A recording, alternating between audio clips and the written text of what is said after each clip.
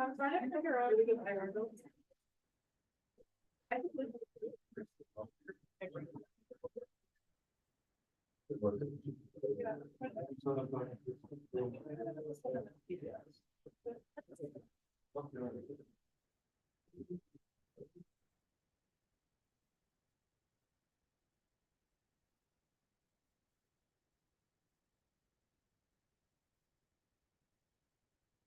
All right. Well, good morning. I think we're going to get started here. It's about 9:04. Seems like the right time. So my name is John Wu. I'm an astronomer at the Space Telescope Science Institute just up the road. And today I have the pleasure to introduce, excuse me, to introduce astronomy and AI. So this is kind of the confluence of two, up till very recently, disparate topics. And so this is going to be kind of a detour from what the previous lectures have been like. There's going to be more of a high-level overview, and I kind of want to give you all just the greatest hits of astronomy. So before I get started, can I ask the room, how many of you have taken a college-level astronomy course? Not a single one. All right, perfect. Good. Well, we have a lot to cover then. The greatest hits then. Let's begin with this figure. So this is showing a schematic of sort of the Big Bang on the left, and going through time, you're basically progressing all the way to the present day. This is often shown in talks about cosmology. Cosmology is the study of our cosmos, our universe as a whole, on very, very large scales. And so we believe that there was a Big Bang really early on, which we can't see, but we believe the universe dramatically expanded. And thus, it started off very hot and dense, but then it cooled rapidly, cooled so much that in the beginning of the universe, there's all exotic states of matter. And then you end up with basically the formation or the condensation of things like atoms. And so what an atom is really is a set of protons and electrons, which are kind of zipping around in a plasma fluid if it's very hot. But if it's cooler, then that atom actually kind of falls into what we call the energy well, the potential well of that atom. So it recombines with the atom and it emits radiation. So it gives off light. And this is actually the earliest thing we can see in our universe. This is now called the cosmic microwave background. But we think early in the universe, as the universe is expanding, it cools very rapidly. And then all these atoms basically condense out of nowhere, out of the plasma and the quark kind of gas there. And then you end up with radiation being sent out in every direction. This is sometimes called the surface of last scattering. And because it's basically the earliest we can possibly see into the early universe.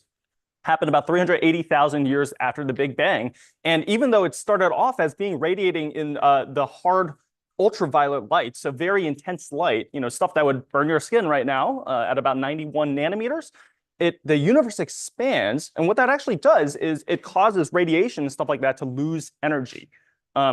Because basically you can almost think of it as stretching out the wavelength of that light. And so now it's actually at a very, very low energy. It's called the cosmic microwave background. So microwaves are kind of like in the radio frequency spectrum. And it actually gives the universe an ambient temperature of about 2.7 degrees Kelvin. So very cold now. Okay. And so we know we can get a sense of how much the universe has expanded since then in order to go from something that's extremely, extremely hot and very, very high energy to now very cold.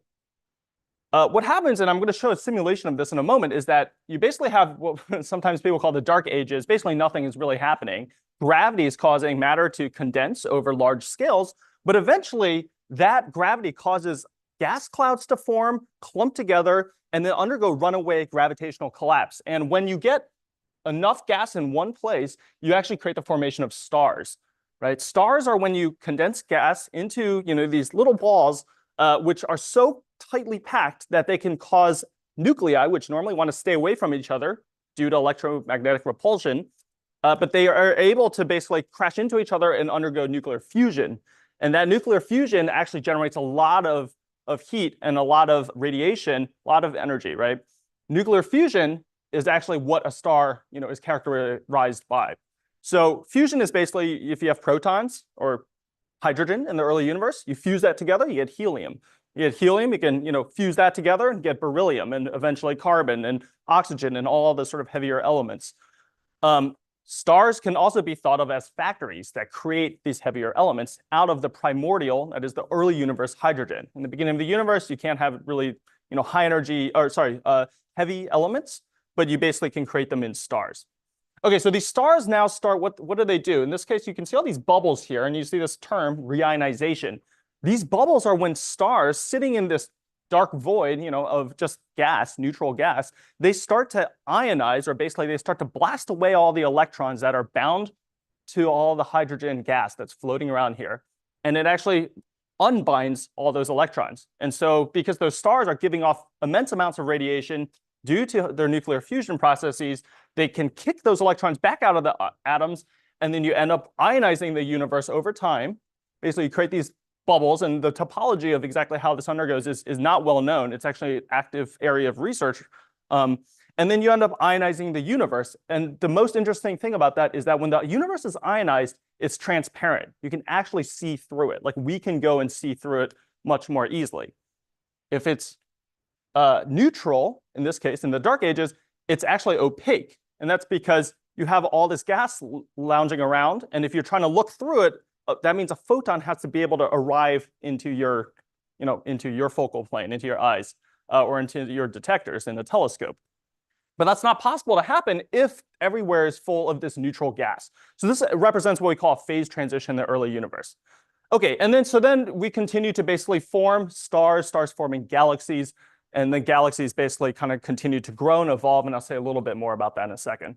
So to illustrate all that, I want to, show you a simulation. This is what we call a cosmological simulation. So it's it's like a universe, but it's actually, it's much smaller than our observed universe, and obviously it doesn't incorporate all of the physics in the universe. This is because the amount of, compute hours to run such a simulation already in the, realm of tens or hundreds of millions of CPU hours.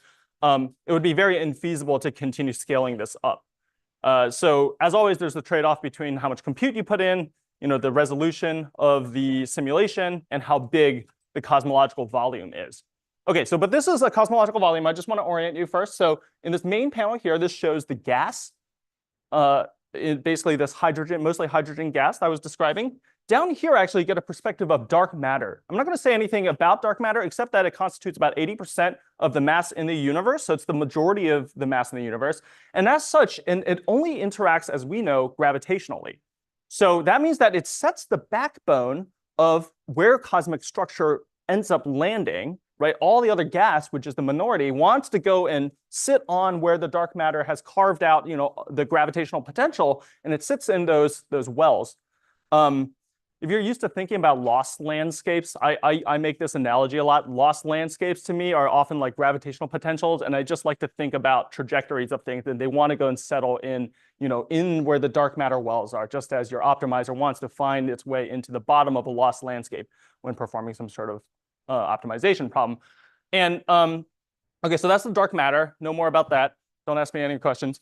Stars on the right side there is showing where gas is, able to condense enough and undergo nuclear fusion, and then gives off starlight. So that's what's being shown in that panel there. Okay, so those are the three main panels, and we're going to go and run with this movie now. So at early times of the universe, this galaxy is trying to be born out of, basically just a bunch of gas clouds. And you can see that there's actually a lot of structure on very large scales here in the dark matter, right? So what's happening is this cosmic web is forming, kind of filamentary-like structures forming in 3 dimensions, although it's just projected in 2. And you can see the gas is also spiraling in. Now, the interesting thing about gas is it's dissipative, right? So it can actually lose energy and shed angular momentum, causing it to form into these smaller scale structures. A lot of interesting fine-grained structure in there. And indeed, down here, you can see the stars, and actually a zoom in as well of the gas is showing like where it's being born. So in these lower 2 panels. Okay, so this gas is now kind of falling in, and right now we're at redshift 1.7. So this is about 10 billion or 9 billion years ago. So only about 3 or 4 billion years after the Big Bang. And we can see the animation has frozen now, and you can see actually that this galaxy has started to form something that looks like a disk. Let me pause, in fact, and say that, so this actually kind of resembles a galaxy, what we call high redshift or a very, very distant galaxy. Galaxies in the early universe look a little bit different than what they look like today. Kind of the everyday spiral galaxies you might imagine for the Milky Way or our neighbor, Andromeda galaxy. A lot of the early universe galaxies are much more tattered looking. And this is because they take a long time to get organized. Gravity is still causing all this other structure kind of in this clumpy, locations. It's constantly being merged in with other galaxies, things like that. And as such, it takes on this kind of messy morphology. So sometimes people call this the epoch of disk formation, where a lot of galaxies are actually starting to really form disks or spiral arms, right? They're kind of flattening into the characteristic two-dimensional shapes. Let me go back and just kind of go through this again. And as you can see, there's kind of like this planar like structure down here. And in fact, this galaxy is starting to form a disk. You'll see later on through the simulation that it actually does form a disk. Okay, so what's going on with this other color scheme here? This is actually this purple and yellow colors is showing what we call the metallicity, the chemical abundance of heavy elements in this galaxy. So the yellow colors are where there's more heavier elements created by those stars. This now in red and white is showing the velocity structure of the gas. A lot of gas is falling in, a lot of gas is being blown out. And the reason it's being blown out is actually because there is both accretion onto a central supermassive black hole of that galaxy, which is causing basically a huge heating of gas within the galaxy. So you can kind of see, imagine in the middle of this galaxy, there's going to be a supermassive black hole. It causes accretion, which basically you can think of almost like the friction forces, as well as other kinds of forces, which are causing a lot of energy to go and being imparted on its surroundings. And they blast out, all the gas and cause it to go outward, as well as when stars are being born in the galaxy, they tend to form in clumps and then they explode at the end of their lives. So when stars explode, sometimes we call that supernova. That also causes an immense amount of energy to be ejected outward. And so all those forces are basically causing, gravity is causing the galaxy to want to form new stars, and the central supermassive black hole, as well as the winds from the stars and the supernova explosions are causing the gas to want to go away from all this. So it's kind of a detailed balance problem. And as you see, eventually gravity often wins out, at least in this case, for this massive enough galaxy. You can see that it is really starting to take on, a more distinct spiral galaxy morphology. It actually may be even forming kind of like a bar in the central regions there. And you can see that, some of its neighbors have already all coalesced in. And now, I think this is actually just the gas here. You can see that it's in a pretty sort of stable configuration with no more neighbors around it. Okay, so that's kind of a highlight of, how galaxies are born. So I think a lot about galaxies, by the way, because that's actually the area of research that I mainly specialize in. So I'm interested in how do galaxies form, how do they grow over time, and what can we learn about them, based on things like their appearances, based on how they cluster with other structures in the universe by using things like, geometric learning and stuff like that. So I'm always happy to talk more about that maybe after this. So that is one sort of common thing that you'll see in astronomy. Here, oops, get past this. Skip this video. Another thing I want to show is something called an HR diagram. This is known as the most famous plot in astronomy. It's the most common plot that you'll see in astronomy. Okay, by plot I just means a figure with oftentimes two axes. So what is the HR diagram? The Hertzsprung-Russell diagram. This describes how stars are basically form and evolve, where they evolve in a observed space. Observed parameter space, okay? So imagine you have a bunch of stars, which are imaged by a telescope like the Hubble Space Telescope. It actually looks something like this. So this is actually a cluster, a globular cluster of stars. So all these pinpricks of light that you see here are just stars, okay? And in this field of view, you have some that are blue, some that are red, some that are more luminous, and some that are less luminous. And so if you now rearrange all these stars by their colors, you can quantify the color by just thinking about the difference in how much light is in a blue channel versus in a red channel. So that's kind of like a quantitative color. Astronomers use that a lot. And then you also order them by their luminosity. Or really in this case, it's their flux. But since they're all basically at the same distance, the flux and the luminosity are comparable, you actually end up with this kind of characteristic shape. So this is the HR diagram in a space of luminosity versus color.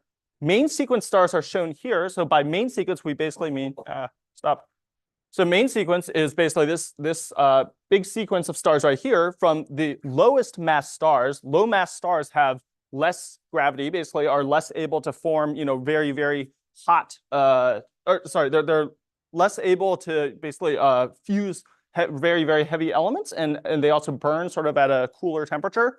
And so redder colors often indicate cooler temperatures, and then bluer colors often indicate hotter temperatures. And so what's happening here is that actually sort of along the sequence, you're kind of marching up in the mass of the stars. So they're becoming more luminous. Oh, crap. They're becoming more luminous, and they're also becoming more blue, or kind of white intermediate here, along the main sequence. There's also this sort of branch over to the upper right that you see there. That's the red giant stars. And then you can also see the blue horizontal branch stars. So these are sort of different stages of stellar evolution. There's even white dwarfs kind of in this little corner here, but they're also very, very faint. So that's called an HR diagram. Again, a very common figure that you'll see in astronomy, probably known as the most famous plot in astronomy.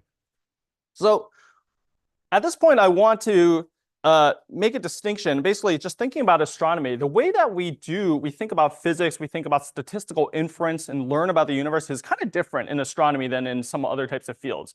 The reasons are, there's a lot of reasons. One is that there's only one universe to observe. You can't really change our position in the universe, so we can't even really get multiple perspectives of it. We essentially are always just sitting, in our solar system, in our galaxy, looking through a dust-shrouded, region that we live in, and we look at the one and only universe that's around us. And then we try to say, I wonder what are the physics or the parameters that govern this universe. Now, for that reason, I think the way that we do statistics is also a little distinct. And I'm going to say a little bit about that more in the second part of this lecture. But one of the things I want to highlight is that we often have an observed parameter space and we often have a physical parameter space. So in this case, this observed parameter space, I'm just grabbing a bunch of galaxy image cutouts and I'm arranging them by their luminosity, basically how bright they are, right? How much integrated light they have over all the pixels here. And then also whether they're bluer or redder. Again, this very similar to the plot that I just showed, the HR diagram, which is the same thing, luminosity versus color. Except in this case, I'm now showing galaxies. So even though these things look like this, and oftentimes we can draw some, toy distributions that look something like this. You have a cloud of sort of bluer points, which are these bluer galaxies, and then you have what's called a red sequence of galaxies that represent sort of late stage galaxies, galaxies that have evolved over time. They become redder. But interestingly enough, when you actually map this onto a physical parameter space, you actually have a kind of a big cloud of potentially quiescent galaxies, galaxies that are not forming stars at a high rate versus their mass. And so the mass is kind of proportional to the luminosity. You can think of that as like a galaxy with more mass tends to radiate more light. But the star formation rate is this other key parameter of galaxies, which is like how quickly am I forming new stars?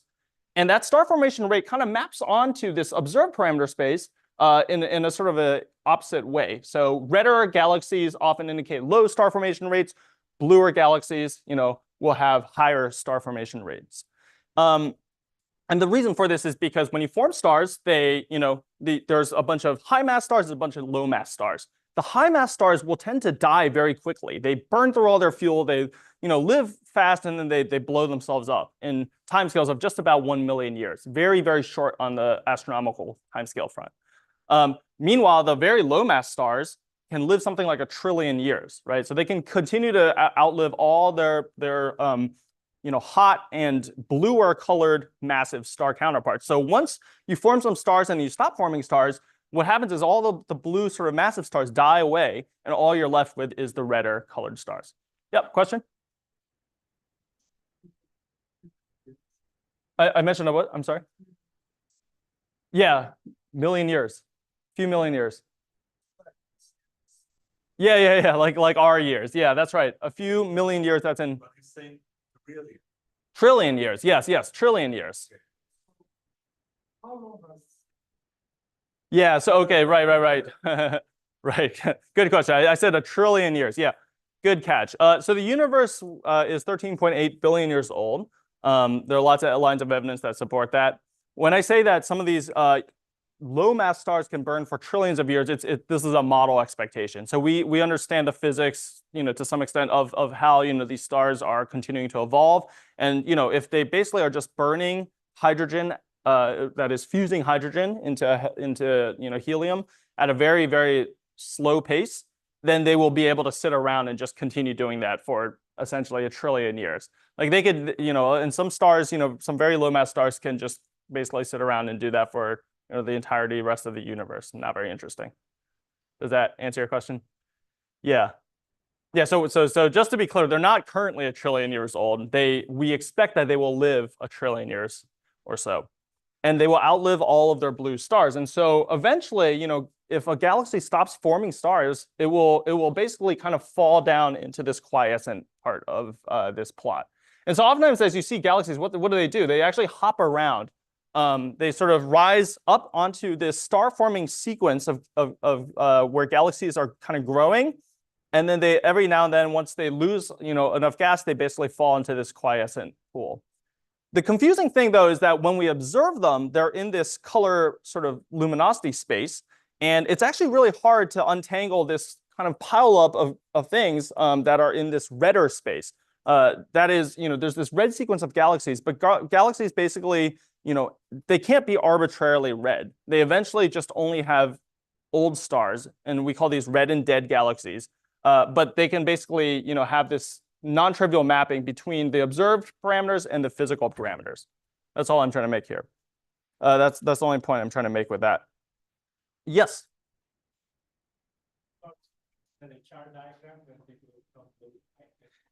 In a sense. So so it's actually kind of contentious. This, like, for instance, this kind of thin correlation of where galaxies often live up there, and I wrote star-forming galaxies. Some people call this a main sequence of galaxy formation, but it's not the same way. It's not the same type of sequence in the same sense that the HR diagram, like all the stars, they always live right on that line. Whereas in this case, there's actually a lot of different covariates that we have to account for. And they often will fall off of this line. They will scatter in and scatter off. This is more like an attractor solution in in kind of like a dynamical system. Yeah, exactly. Yep. Yeah, thanks for that. Any other questions? I know I'm like covering all of extragalactic and stellar and whatever astronomy. Yes.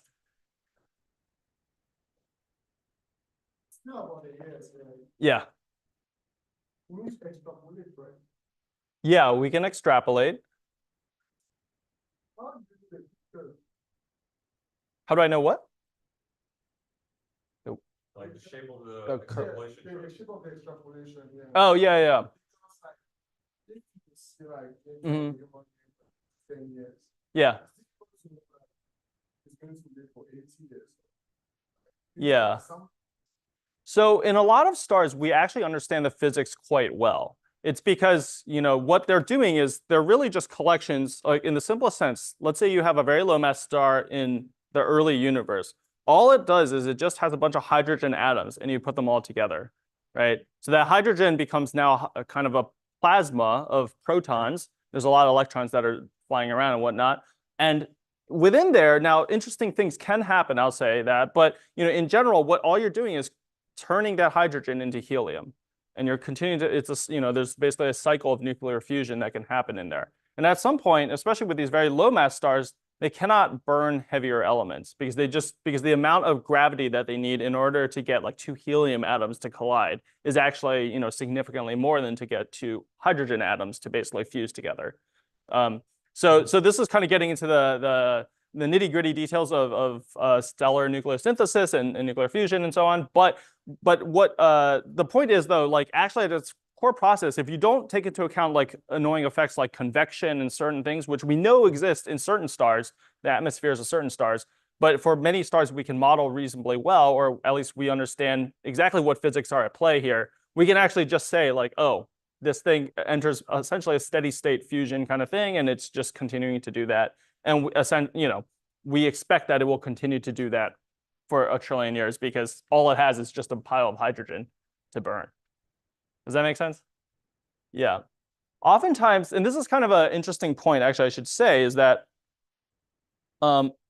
in our terrestrial, our world that we interact with, there's a lot of different modalities, right? So we look at things like here, this is, a backpack, and here's a cup of tea, and here's a laptop, and these things are very, very different. In physics, you actually have many fewer things to play with, right? This sort of lack of modalities, you have things like galaxies.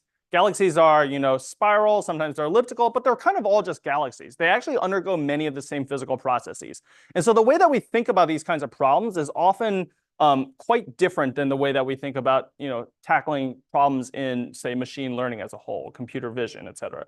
And so I think as such, we also need to be careful with, what kinds of priors we're putting into these problems. So in physics, because we understand that we understand much of the laws of physics, we can use that to constrain the way that we think about and solve different problems.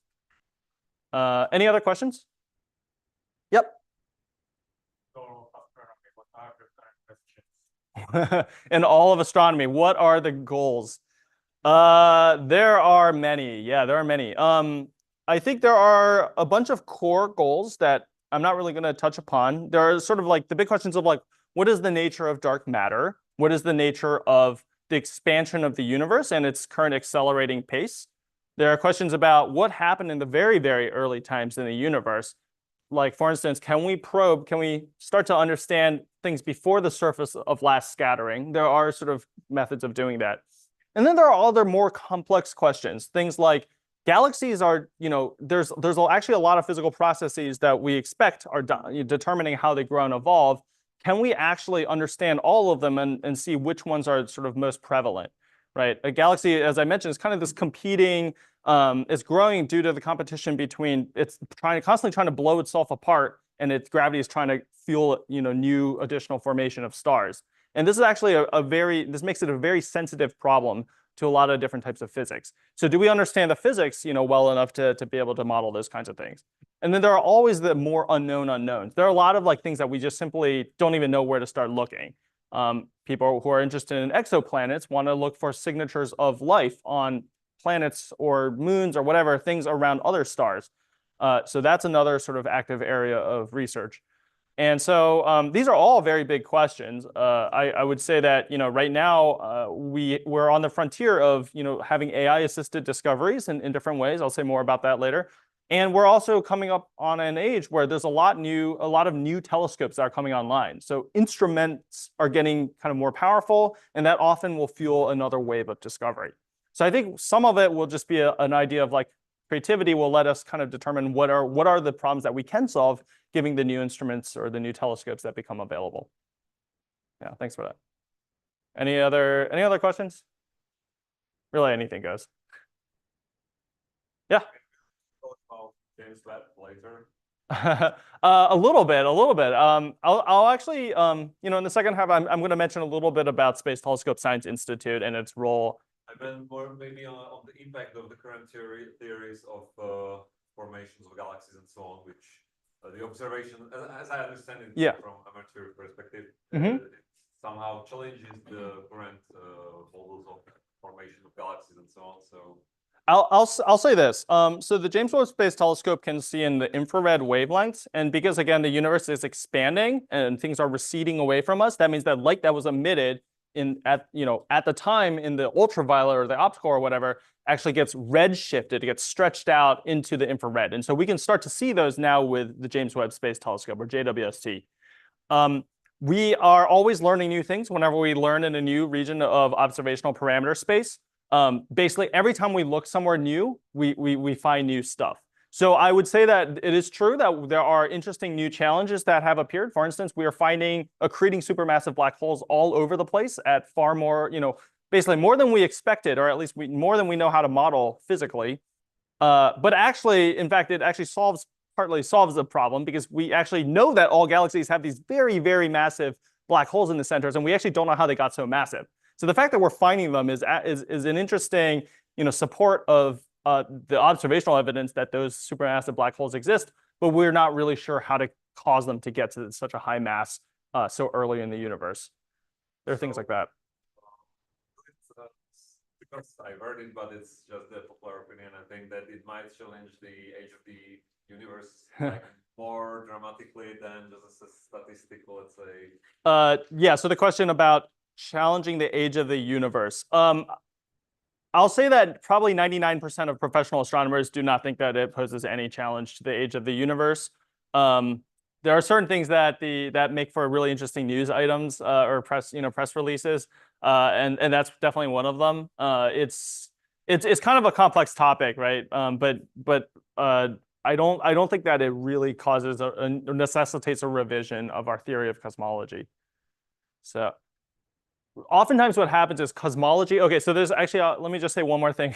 The interplay of cosmology, the study of the universe at large, is basically to say, let's write down an elegant, 6-parameter sort of model that just tells you everything about the universe. In order to do so, and if you do the statistics, you just say, oh, but there's all these other things we don't understand about how, like the messy, stellar astrophysics and galaxy astrophysics and the microphysics of very low density gas, like things like that, which matter because they tell us what we're actually looking at in the early universe in order to make inferences about cosmology. But oftentimes in cosmology, you need to marginalize over those parameters, right? You basically say, there's a bunch of messy astrophysics in here. I'm just going to assume that I can just marginalize over them, that I've sort of sampled the space in a statistical sense. And whatever parameters I've assumed for those, that those are good enough. And those models, like I've covered the full space of those models, and then we're just going to pretend they don't exist anymore. So they're all nuisance parameters. Basically, the joke is that to a cosmologist, all of galaxies and stars and everything are just nuisance parameters, things to be marginalized away.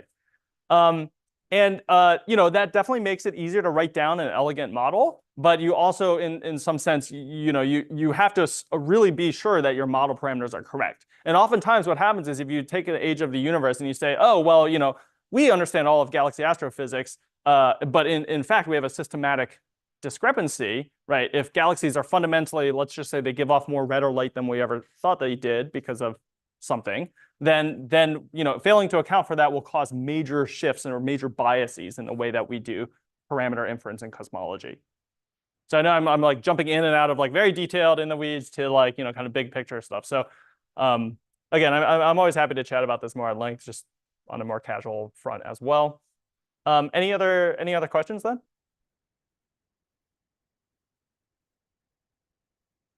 All right. Good. I want to talk a little bit about what we mean by multimodal data for astronomy, because in astronomy, there are different types of data sets. Honestly, the ones that I'm most familiar with, and oftentimes what most people think about, are just these images that you see in the background here, where you just survey the entire sky, okay? But there's a lot more to that, and even from images like these, you want to extract different types of information. Okay, so by the way, this is from something called the Legacy survey, or it's actually the Dark Energy Spectroscopic Instrument Legacy Imaging Surveys. But we all call it just the Legacy Survey. If you go to this URL, legacysurvey.org/viewer, you can actually kind of pan around in this, basically this map of the sky taken with this world-class telescope from Chile. Actually, it's a set of telescopes in the northern and southern hemispheres. And you can look at like images like this all day. It's actually a lot of fun. I set it to my homepage because it actually kind of it randomly selects like a galaxy to hone in on. Okay, so looking at images like this, you can actually extract a lot of information. And so now I've kind of panned to, actually this is one of my favorite galaxies. This is called NGC 3044. It's a lot of fun. This is a galaxy kind of like our Milky Way, but also it's got these two little companions. I don't know if you can see them. There's one here, very faint fuzzy blob to the sort of lower left. And then there's another one that's right over here. Okay. So I actually spent a lot of my time studying these, they're called dwarf galaxies or low mass galaxies, because they're really sensitive to all kinds of different physics. Like it's really hard to form these in our simulations properly. Because if you add just a little too much of like one type of physics, you like absolutely like destroy them all. And if you do another type of thing, you absolutely make them way too big or something. You can mess with their properties dramatically because they're very small and therefore sensitive to a lot of different types of physics. So getting a good census of these things is actually another major outstanding problem in astronomy, to get an unbiased and statistical understanding of how these low mass galaxy populations are around. So imagine you want to go and study, different types of data in astronomical imaging. Well, one of the big problems you need to do is astronomical segmentation of these images, right? And so by segmentation, I just mean basically finding all the things that are out there. This is sometimes easy, sometimes really, really hard. In this case, it's not too bad, as you can see. You know, like this is pretty faint, but you know, you can see by eye that it's there, which means that you can probably do this algorithmically. Obviously, you know, there are a bunch of other things going on. There are stars in this image. There are, you know, other galaxies in this image. And in fact, you know, covering the whole entire sky, you have right now, tens of billions of objects that basically, you know, have to be somehow segmented. And not only segmented, but also sort of de-blended from each other. Sometimes they're overlapping, okay? And oftentimes you also want to take that and model what we call the photometry. This is basically like taking inventory of the light in the system. So what will happen is you actually basically draw some, let's say like a two-dimensional Gaussian model that just shows like this is what the light distribution kind of looks like spatially. And you do that for every single pinprick of light, right? So maybe a couple thousand in this image, but again, billions over the entire sky that's visible. And you draw all these like tiny little like, you know, small Gaussians of where the light is, or, you know, and then you can look at what the model is and what your original data look like. You can even, just for good measure, take a look at the residuals and subtract the two to make sure that you're getting a good fit. This, again, works well for things that are pretty simple, like this galaxy here. You can imagine that if you try to model this giant galaxy up here, that would be a lot messier to do because you can't make a very, very simple model for it. And in fact, you have to come up with lots of model components. There are other things that can happen. Like if you've seen images like various nebulae and whatnot that are shown by the Hubble Space Telescope, right? These have a lot more messy appearances. You have things that look like, you know, like these kind of weird cliff filamentary like structures and all sorts of other stuff. Those are also much harder to measure, to catalog, and also really hard to basically to segment, right? It's kind of unclear what is a thing, you know, at that point. When you talk about things like the interstellar medium, this is interstellar gas filaments and dust and things like that. Like what even is, you know, a cloud? It's kind of all interconnected in this filamentary structure. So obviously this is kind of a challenging problem. But let's say that we can not only segment the sky, but we can also model the sky. Then what we can do is take our model, if we assume that this is a sort of a denoised version of the sky, if we've done a good job of it, we can then construct catalogs or tables of all of the parameters that went into this model, right? Things like, you know, what are, you basically have to keep track of everything, right? Like where's the position of this thing? You know, what is its shape parameters? How much total light does it have? But also like things like when was this observed? Did we co-add images from multiple epochs? You know, because maybe one night that it was observed, it was a little cloudier in Chile on that day, and maybe sometimes, you know, the telescope was a slightly different orientation, or maybe a SpaceX, you know, Starlink satellite went through the image, and so you had to reject a few of them. And like that information needs to be cataloged and put together into this kind of thing. So then you have this, you know, billion to 10 billion rows in your table. You have like hundreds to thousands of columns in, you know, your catalog or your table here. And so this is the kind of data set that oftentimes we start to work with. But this is assuming that we've already thrown away the imaging, right? This is just reducing the data into its most simple form that we think, assuming that a model works well. We also, of course, have the pixel scale information, right? And this is sort of at the, I don't know, the petapixel scale, I think, if you look at all the pixels in the universe. Yep.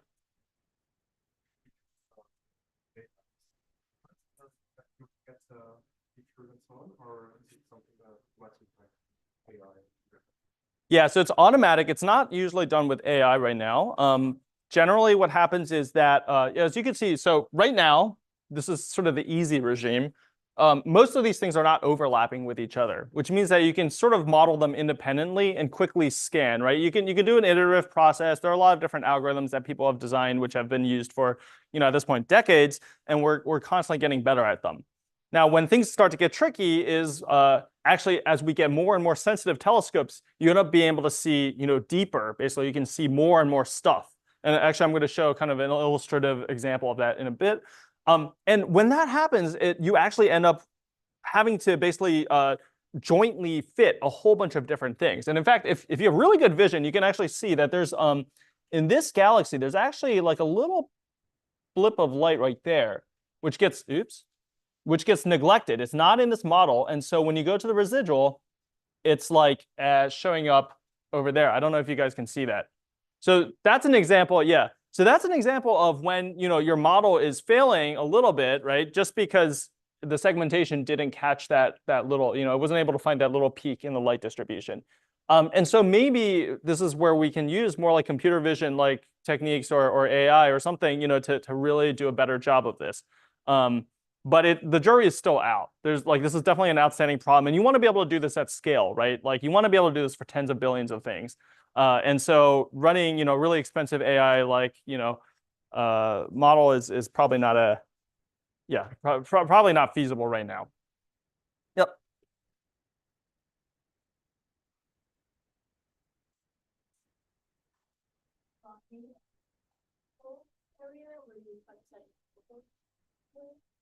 Is there any connection? Well, I did jointly supervise a student with somebody who works in medical imaging this past semester. And, so some of the techniques do overlap. But one big difference, well, there's several big differences, right? But one is that actually the sky is very sparse, right? Most of the pixels here are black. Now that will continue to change as we get more and more sensitive, sensitive telescopes that can see deeper into the sky. But for that reason, there's actually a lot of you basically have to get things that are really efficient at finding rare, faint things. Oftentimes, the frontier of our understanding of astrophysics is pushed by the faintest, rarest objects, because those are the things we didn't account for in our theories. The other thing is that there are rarely correlations over very, very large scales.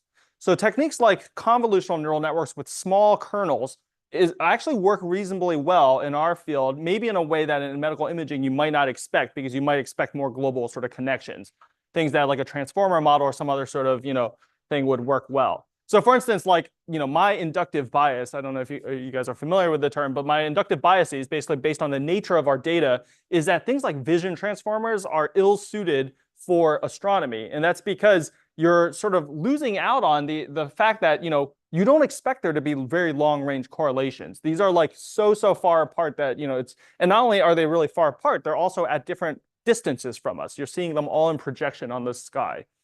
And so the nature of the problem is a little bit different, but there are things that we can learn for sure. I hope that answers your question. Yeah, you're welcome. Anything else?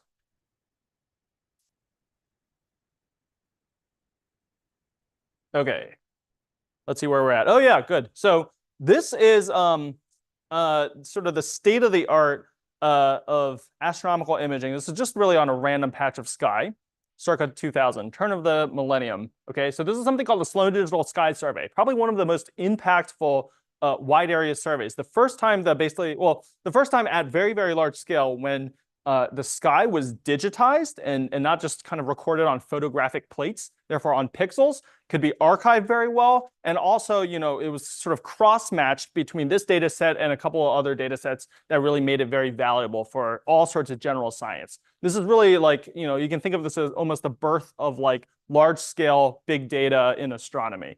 So this is just one tiny patch of the sky. I've zoomed in like dramatically. I really can't emphasize this enough, right? I've zoomed in on just a random total patch of sky. And obviously, if you zoom out, you'll see tons and tons of stars and galaxies in structure.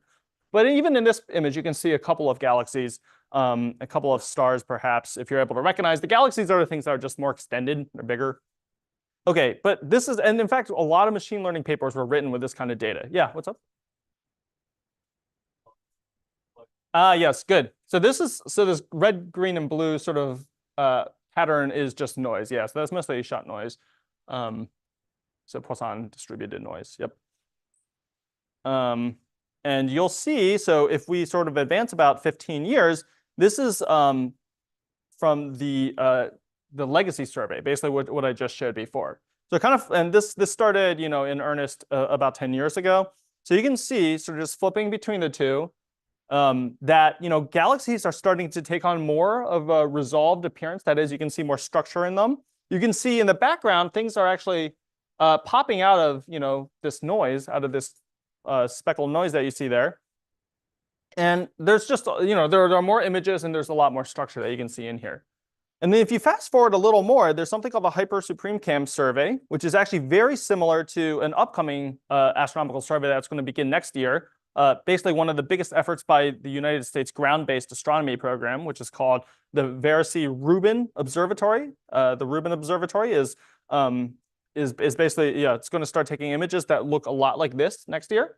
And so now kind of going back, sorry, there's a bit of a lag here. You can actually, again, start to see that there's more structure. There's a lot more objects that are popping out of the background, kind of like these little bluer blips in the background. Wow, there's really serious lag here. And what that's doing is allowing us to go even fainter and see a lot more galaxies. Basically, all these little blue things here, they're all galaxies, like very distant galaxies, right? They're kind of all over the sky. And then finally, this is what the Hubble Space Telescope sees.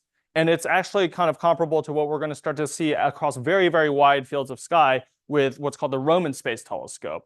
The Roman Space Telescope is sort of NASA's next flagship mission, which is going to be operated, at least the science operations are going to be done out of Space Telescope Science Institute. I actually work on the Roman team, so this is very near and dear to my heart. But this will allow us to basically get something that looks like the Hubble Space Telescope imaging. You can see in this case already, many, many thousands of images, a far cry from, or thousands of galaxies, far cry from what we were seeing before with the Sloan Digital Sky Survey. Right, this is the same exact field, right? And when you go to Roman-like imaging, Nancy Grace Roman Space Telescope, you can see that all of these structures are starting to be resolved. Like this galaxy before was just a green blip, and now you can see that it's got, it's kind of got this spiral arm that's being tidally stripped or flung around. You can see probably that's interacting with that galaxy up there. There are galaxies all over this image, and if you actually see this on a screen, there's many, many more, right? And so what this really means is that there's sort of a vast discovery space in astronomy that's sort of awaiting us. I think, just there was the question about what are sort of the big questions to be answered, but I think a lot of it's just going to come down to the fact that we're going to see so much more data than ever before. And this is, again, just on the imaging side. Yep.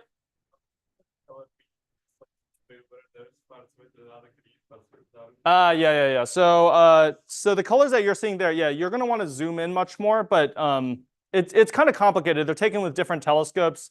There's a lot of sort of 0-point calculations of like how do you calibrate these very precisely, but over very large pieces of the sky, and also accounting for the fact that things like there's dust in our own galaxy, which has different amounts, in different parts of the galaxy, and you're peering through dust, which selectively reddens or makes, the colors different of the night sky. So and then there's zodiacal light, there's, instrumental characteristics of the observatory. So there's a lot of different things going on in that particular image. Oh, in the image here? Yeah, so okay, so what's happening here? Why are these slightly changing in color? It's because they actually have different, they're being seen at different wavelengths. And so these are all false color images, right? None of these really are equivalent to the human visual cortex. These are all done using, basically some sort of, we call them bands, or basically like wavelength ranges that are seen by a telescope. Yep. Yeah, so Roman is going to go from the visible or the optical wavelengths to the near infrared. So it's going to be quite similar. It's going to go a little farther out into the infrared compared to Hubble. It's not going to be able to do the ultraviolet, which Hubble can do. But yet the next generation one actually will be like able to do that. That's called the Habitable Worlds Observatory. And then and it's not quite like JWST either, James Webb, because Webb is going to kind of go all the way into the mid-infrared. And Roman can't quite do that. Yep. So really what it is it's going to be able to survey the night sky at sort of unprecedented detail and speed. Hubble can only basically, you can think of it as it can just zoom in on like a tiny bit of the sky and look at that. And Hubble will be able, and Roman will be able to cover everything that Hubble has ever looked at, in terms of sky area in maybe just a couple of weeks. Hubble has been around for 34 years. Right. Hubble has been around for a long time, and so Roman is just about 1,000 times faster in surveying the night sky. Okay, good. Other modes of modalities, right? So spectra are very important in physics, in physics and astronomy. And in fact, just fun fact: the difference between astronomy and astrophysics according to the American Astronomical Society, is that whenever you take a spectrum of something, that should belong in the astrophysical journal. That's what this is what our community guidelines basically came up with back at in the early 1900s. They created this journal called the Astrophysical Journal, which is different than the Astronomical Journal. And the distinction that they made was there was this newfangled people taking spectra of astronomical objects, and they said, "Oh, no, that's physics." So when you take a spectra of things, now you're really looking at physics.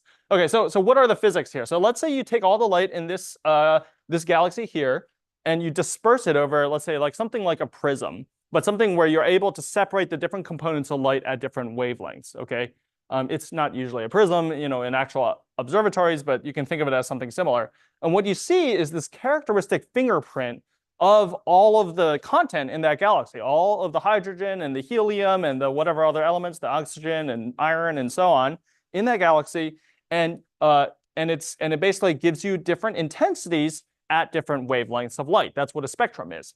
And so maybe it glows very specifically at what we call spectral lines at these very particular intervals. That is dictated by quantum mechanics. And so again, this is a very specific fingerprint that we can use to understand galaxies.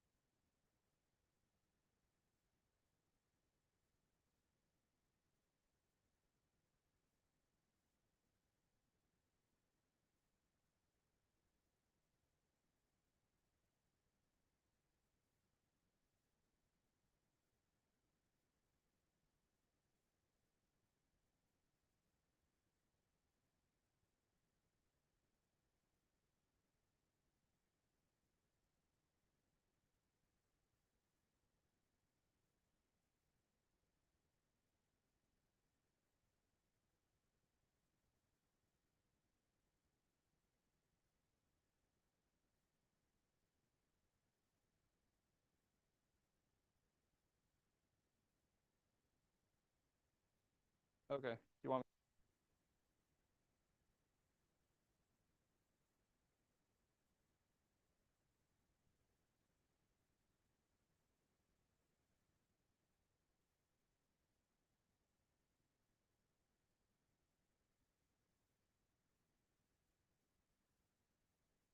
All right. Just looking at the time. Okay. Is it good? Can you hear it in the room? Okay, good. So this is just another example of spectrum. This is how we really know that these galaxies are that distant away. Without spectra, we wouldn't be able to tell, like how far these lines have been redshifted. As I said, due to quantum mechanics, we know exactly what wavelengths each of these spectral features should be at. And so when we see that they've all shifted, together in unison to a different part of the spectrum, we can precisely say, this is the redshift of the galaxy. Therefore, this is what the cosmological distance is. All right, you can also take, I'll just quickly say, you could take the spectrum of every single pixel, in an image. So this is sometimes called hyperspectral imaging, I think. In our field, we call it integral field spectroscopy. Basically, this is really helpful for getting, the spectrum. Again, you can characterize the physics at almost every single pixel of something that's emitting light.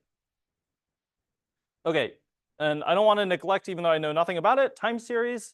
So the transient universe, it turns out that the parts of the universe do evolve very quickly in time. So when supernova go off, that is when a star explodes at the end of its life, it gives off a huge amount of light. In fact, it can outshine its entire host galaxy for a brief period of time. This is a different type of transient event. This is gravitational waves, something that's only become possible very recently and has won the Nobel Prize. When I started my career in astronomy, this was still, we didn't know how far away this was. Probably we were thinking maybe decades away because we hadn't seen anything after 20, 30 years of monitoring. But in this case, this is something detected in 2017. This is actually a kilonova. Basically, you can have the merger of very heavy objects, things like two black holes, or you can have a black hole and a neutron star, or maybe even two neutron stars, which I think in this case, that's what happened. And so this is showing the intensity of not light, but actually of gravitational waves as a function of frequency and the time. Okay, so this is kind of like a spectrogram, right? But you're doing this for gravitational waves. You're not doing this for, any sort of like not audio waves or anything else. Okay, so this is another way you can kind of study the universe. You can try to monitor for these sorts of things with very, very, very precise instruments. And in fact, that gravitational wave was accompanied by this also appearance of this little guy right here, and that is the kilonova shown in the electromagnetic spectrum. So this was seen in not just gravitational waves, but also electromagnetic waves. I think we also pointed to a neutrino telescope to go look at that, and I believe some were detected. But you can basically actually characterize, astronomical transient phenomena with all kinds of different types of detectors. So this is all time series data. Now, you might also be more familiar with the search for exoplanets. These are planets around other stars. This is a very hot topic now. And the way you often look for these, at least in certain types, in this kind of analysis, is by monitoring a star for a very long time. And sometimes what you'll see is that there will be dips, in the amount of intensity of light coming from that star. And that's actually what happens when your extrasolar planet or exoplanet passes in front of the star and it blocks, a tiny fraction of the light. And so you actually see these periodic blips when the planet passes in front of the star, right? So this is these are called, this is called transits. When the exoplanet kind of passes in front of the star and you're looking at it, and all you're seeing is kind of the shadow of that blip. So the relative intensity is, in this case, 99% of the flux of the star. Sometimes it can be in the, parts per thousands or even parts per millions in terms of the difference in flux.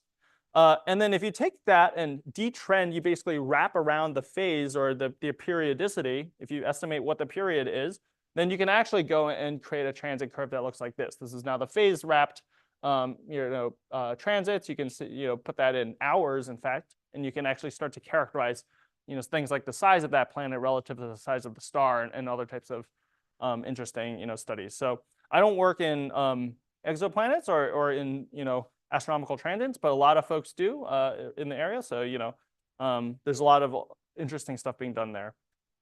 Okay. Oh boy. Okay. Statistics and astronomy. So we've had a storied relationship with statistics in astronomy, and that's actually because very early on, astronomy is actually known as the oldest of the natural sciences or the physical sciences.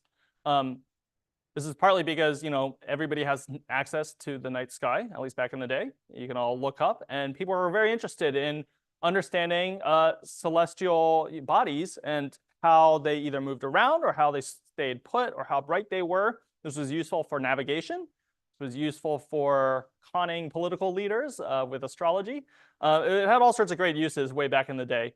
But right now, even as early as the 4th century BCE with Hipparchus, statistical techniques were developed for accurately combining measurements, either made by different people or, people from different locations on Earth who basically reported, oh, I saw these kinds of signals.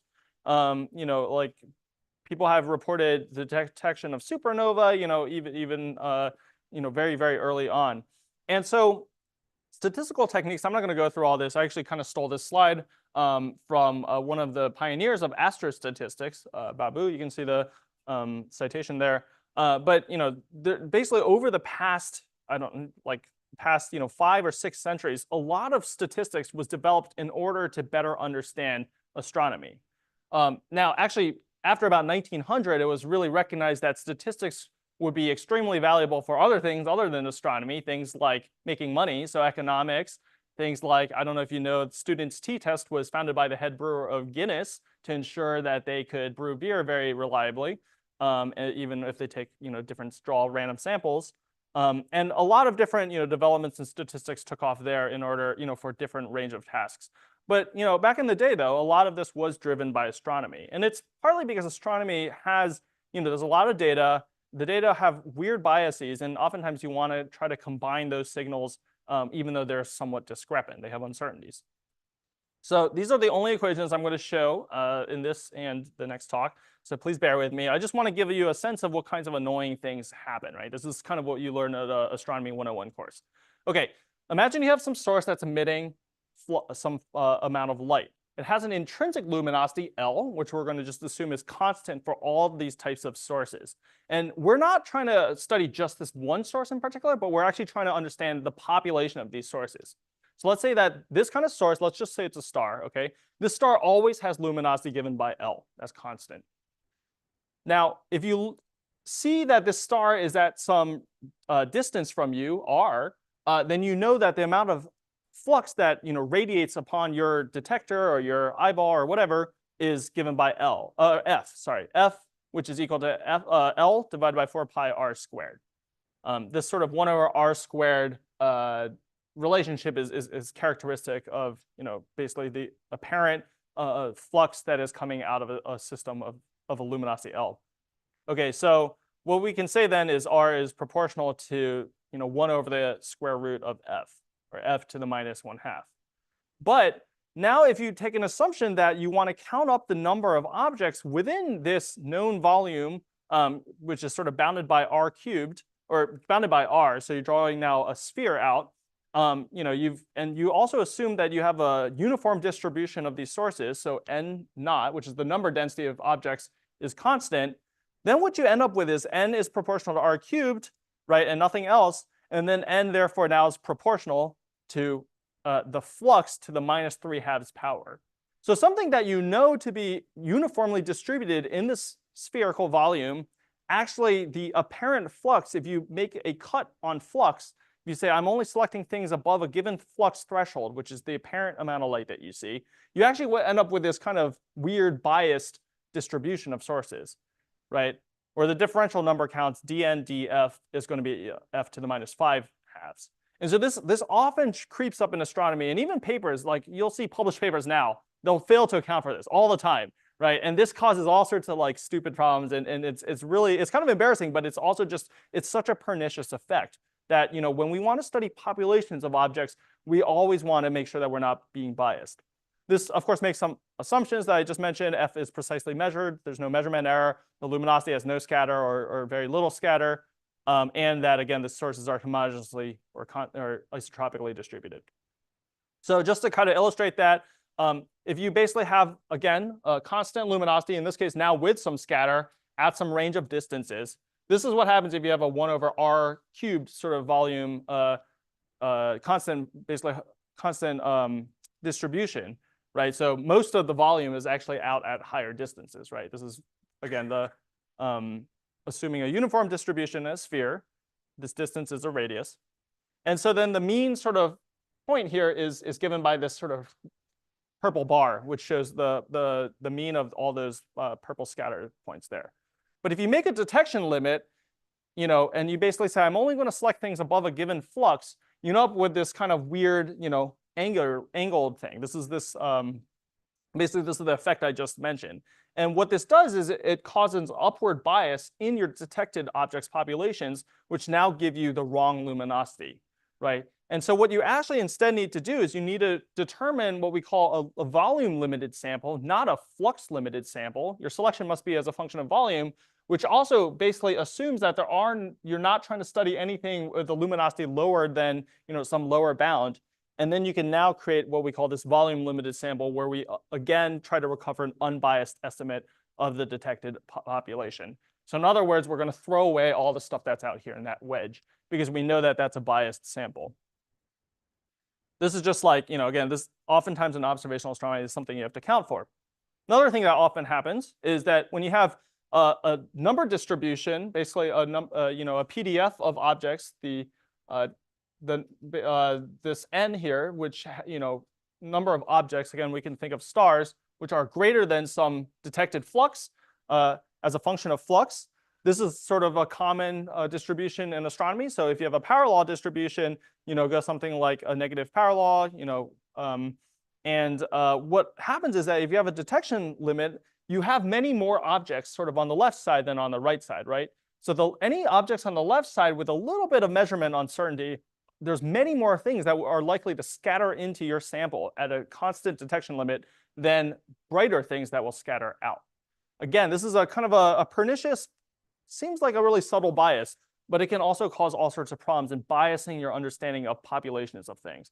This is like, again, this keeps a lot of astronomers up at night thinking about like, oh crap, like, did we actually account for all these different types of uncertainties or these biases? Okay, and then I'm just gonna, I have maybe 5 or 10 minutes left, so I'm just gonna quickly now talk about the rapid rise of machine learning, which, as you can see, is quickly outpacing all the statistics in astronomy. And this is, again, because astronomy represents a very big data field. You can see deep learning down there. This is as of 2022. You know, deep learning is rapidly rising, and I don't know, I guess if you put AI or something in here, maybe it's also growing at a similar clip. Okay.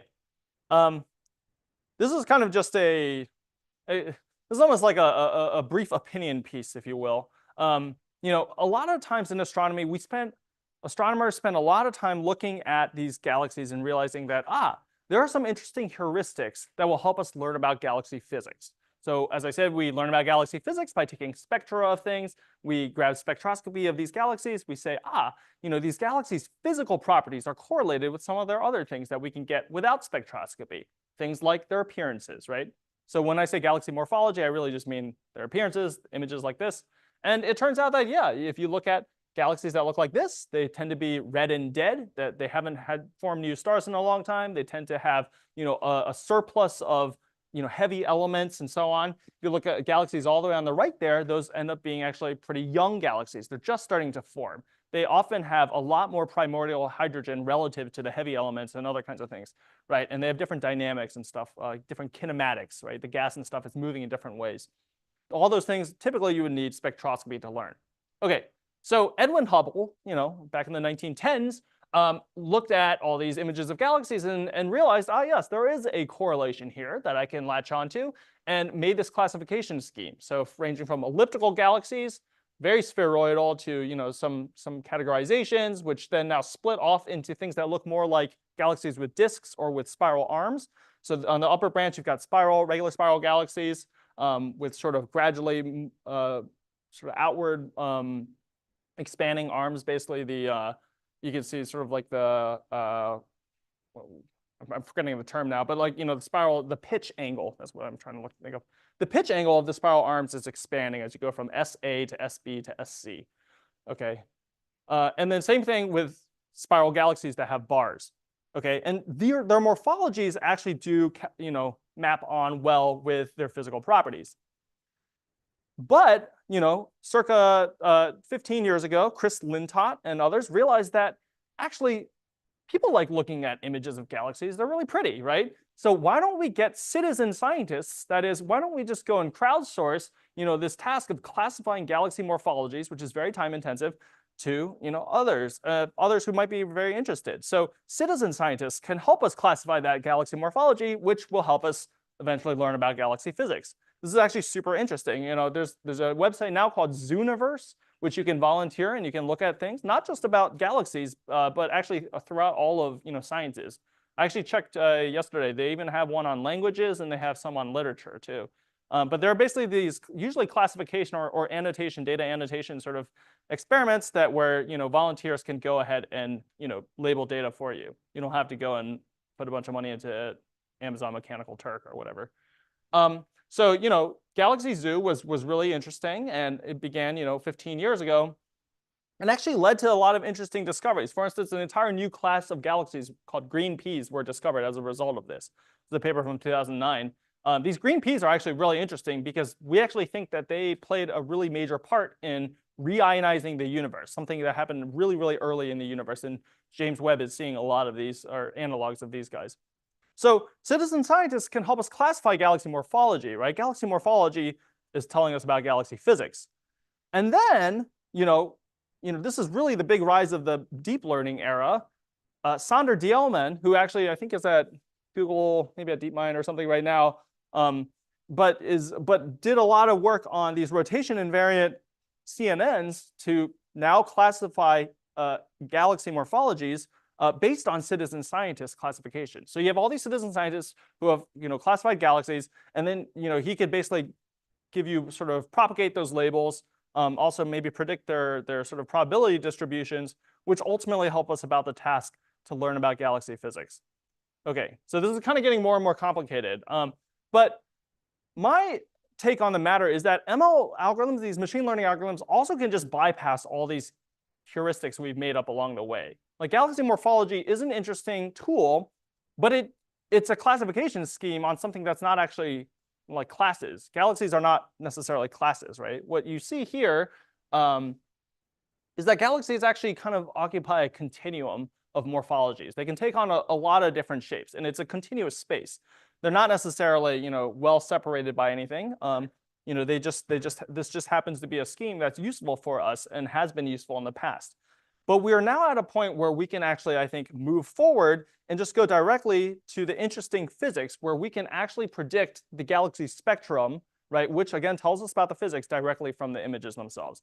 So again, a bit of my opinion here, but I think that this is one of the really important ways that our field is moving, is that we can now propagate these expensive labels of taking galaxy spectra and simply get a lot of these away with imaging. Okay. I'm going to end. This is my last slide. Bitter lesson. Who has heard of the bitter lesson before? A few of you guys. All right. Yeah. So the bitter lesson is basically that scale always wins over bespoke algorithms. It's kind of a sad thing to say. I guess that's why it's called a bitter lesson, right? Rich Sutton is a computer scientist, I think at Alberta. The idea is that like if you have a general enough method that leverages computation and you scale that up dramatically, right? Like what we're seeing with transformers now, like they will outperform your bespoke, your handcrafted engineered features. They often will do that, right? Like it's not a question of if they'll beat it, but a question of when. Okay, and this is really, really something that scientists, like physicists and astronomers hate to hear, because we're trying to learn something intrinsic about the universe. So if you're telling me that an AI algorithm is going to outperform all the things that we're making, all the physical models that we're making, which in fact they are doing, they are outperforming them in many cases, then what can we hope to learn? I think this is kind of the key question in our age of AI-assisted sciences is how do we learn new science then if the AI is doing the learning for us? Right? Like what exactly are we taking away from all this? This is really an open question. I don't know the answer to this. I think a lot of the experts in our field are either a little bit jaded by this or a little, disturbed to hear that this might be true, if you even accept it to be true, of course. And so after the break, I'm going to talk a little bit more about meta science. How do we learn with AI? Right, rather than have AI do the learning for us in the field of astronomy. So I'm just going to leave it there. Thank you all for listening. I guess we'll kind of reconvene in, I don't know, 10 minutes. Let's say 10 minutes, about 10:30. How about that? All right. Thank you.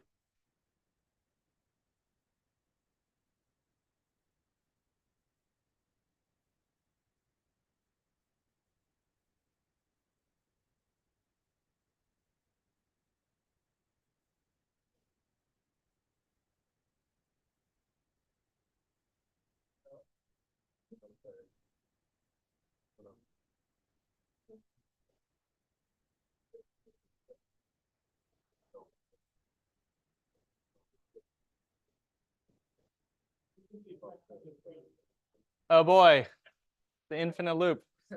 You know, nice. You can measure the latency in this room, I guess, or Zoom, really.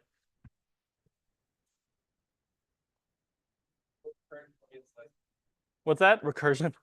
I know. All right, I better go rescue the system. Let's go and start our second one. Good, part 2. Okay. Oh. I had a question. So Yeah. you had a slide where you were talking about how, like, for example, in James Webb, you just like look at the spectrum and you can just figure out what the redshift is. Yeah. But like some of the peaks that you like in the on like the left side where like there was a lot of noise and like a slightly higher peak and then it went back to noise. Are there ways of like basically improving the signal to noise off of that just based on model spectra? And is that how you can tell where the peak actually is, or is it just like? Yeah, I don't remember the exact slide, to be fair. So oftentimes with spectrographs, actually, on the bluer side, let me turn this off.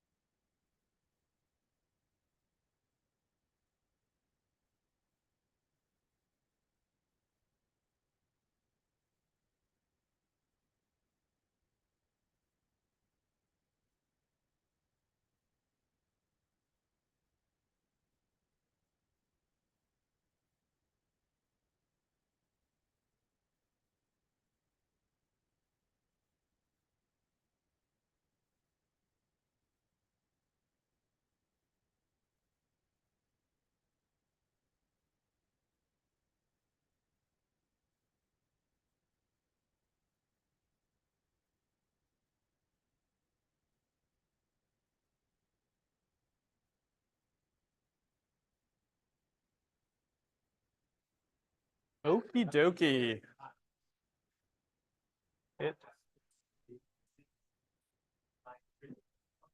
So it is now past 10:30, so we're going to get started with the second half of the lectures on astronomy. So I'll start in about 30 seconds.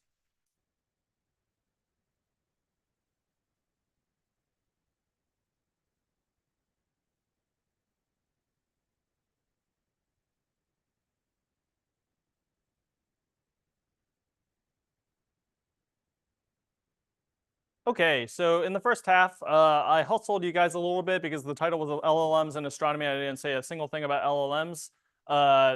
Here you're going to get a little bit more, but actually really the core of stuff that we're going to do with LLMs for science and astronomy is going to happen during the lab.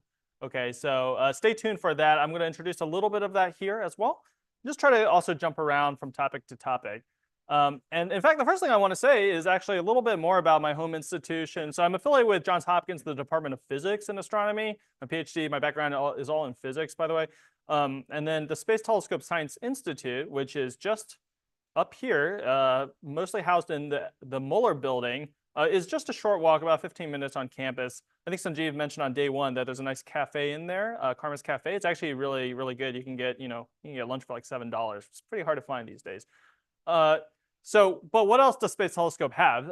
It has a Hubble Space Telescope Science Operations Center. So HST, or Hubble Space Telescope, sometimes we just call it Hubble, is hanging out here in orbit around the Earth, and it's been up there for 34 years. So actually, just a few months older than me, in fact. And we do the science operations there. So that means that we sort of process the data, we calibrate the data, and then we sort of provide it as a service to the community. I'm going to actually talk a lot about the astronomical community here, because I think it's actually kind of interesting to see when we have multidisciplinary fields to think about like almost the culture shock of what it's like to engage with a different community. And I think there's a lot of things we can learn. Like we astronomers can learn a lot from the machine learning, from the NLP communities, and I think vice versa, there might be interesting insights that you find here. Okay, so the community at Space Telescope, it's a nonprofit, by the way, and we primarily subcontract out of NASA in order to operate their space telescopes. Hubble is one of them. This one over here is the James Webb Space Telescope, so Webb for short. And we actually run the mission operations and the science operations there. So again, it's basically a center for running not only the core, not only the scientific processing of the data, but actually we run the sort of the mission, like keeping the entire spacecraft afloat and kind of ensuring the health of the detectors and all those kinds of instruments that are aboard there. So we have a lot of engineers at Space Telescope whose full-time job is not to do any sort of research or anything, but actually to ensure that these things are running smoothly. Altogether, Space Telescope has over 800 employees, by the way, of which a few hundred are software engineers, systems engineers, that kind of thing. So it's really not all astronomers. We have about 150 astronomers. We actually have more engineers than we do have astronomers. Upcoming, we have a contract for the Roman Space Telescope, which I mentioned briefly. That's going to basically have a panoramic view, kind of like Hubble's, but it's going to enable it to survey the sky at great scale, and that's going to really let space telescopes enter this sort of era of big data. So the Science Operations Center is going to be also hosted at Space Telescope. So it's really running a lot of these different space telescope missions. And finally, it's actually serving an archive, the Mikulski Archive, or MAST, Mikulski Archive for Space Telescope, abbreviated MAST. And that's another thing that we provide as a service for the community. So like all the data products, calibration products, and things like that.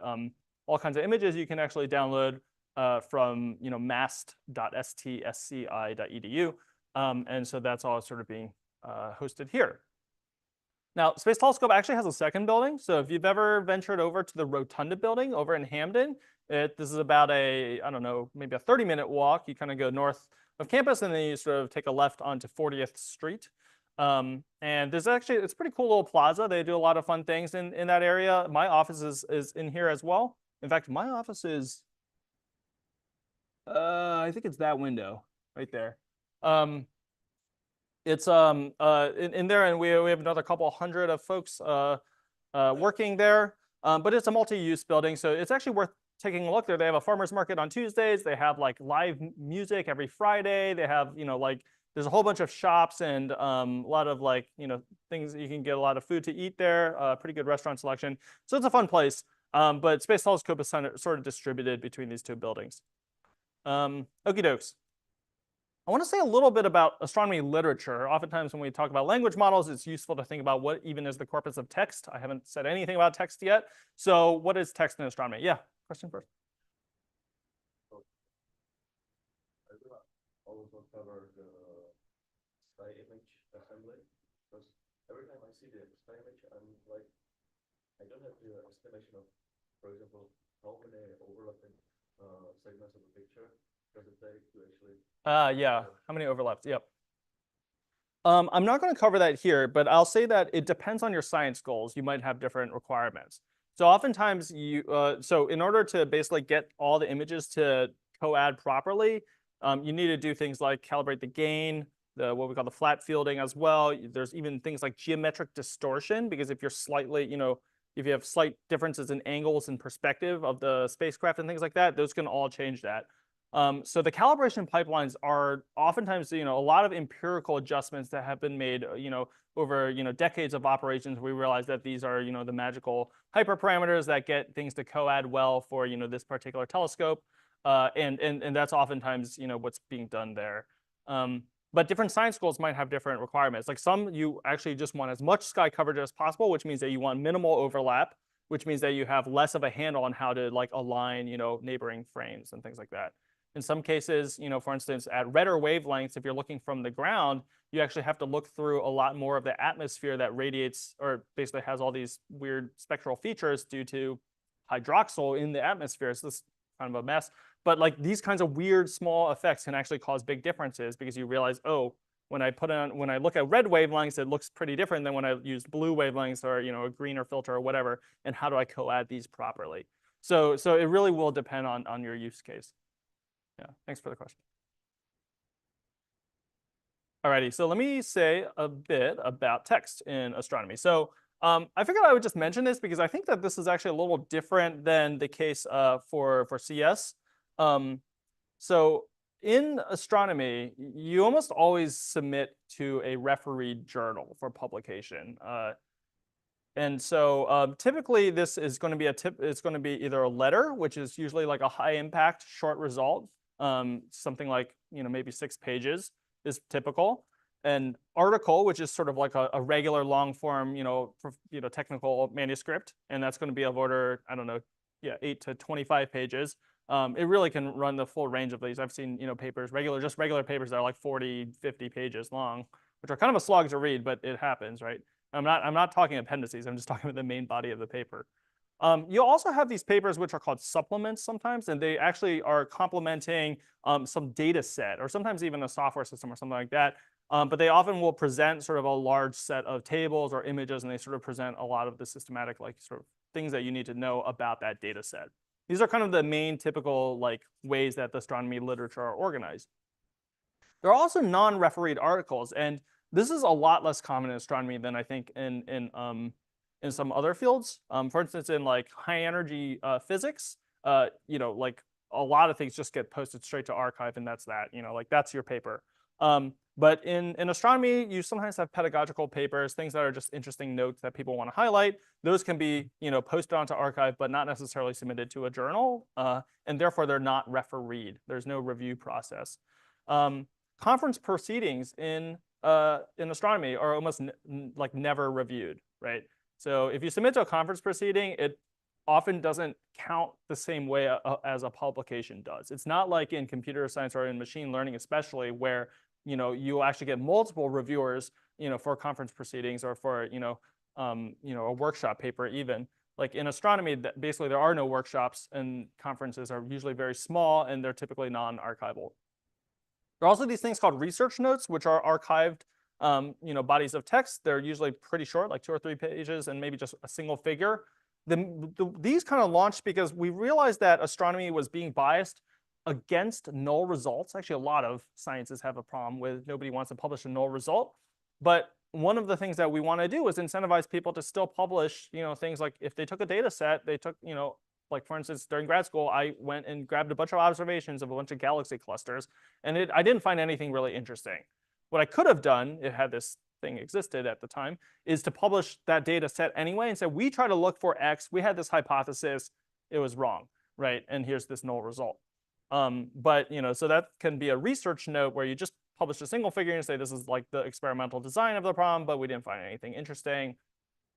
If anybody else is wondering, you shouldn't go down this path.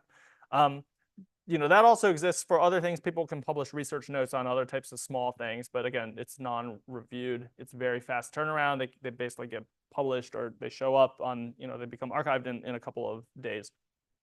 Or even blog posts, right? I think blog posts are becoming somewhat common, or at least people often write them in computer science. I've seen blog posts cited in papers, but in astronomy, like, people can have blogs, but it's not like an actual professional, like a technical unit of writing.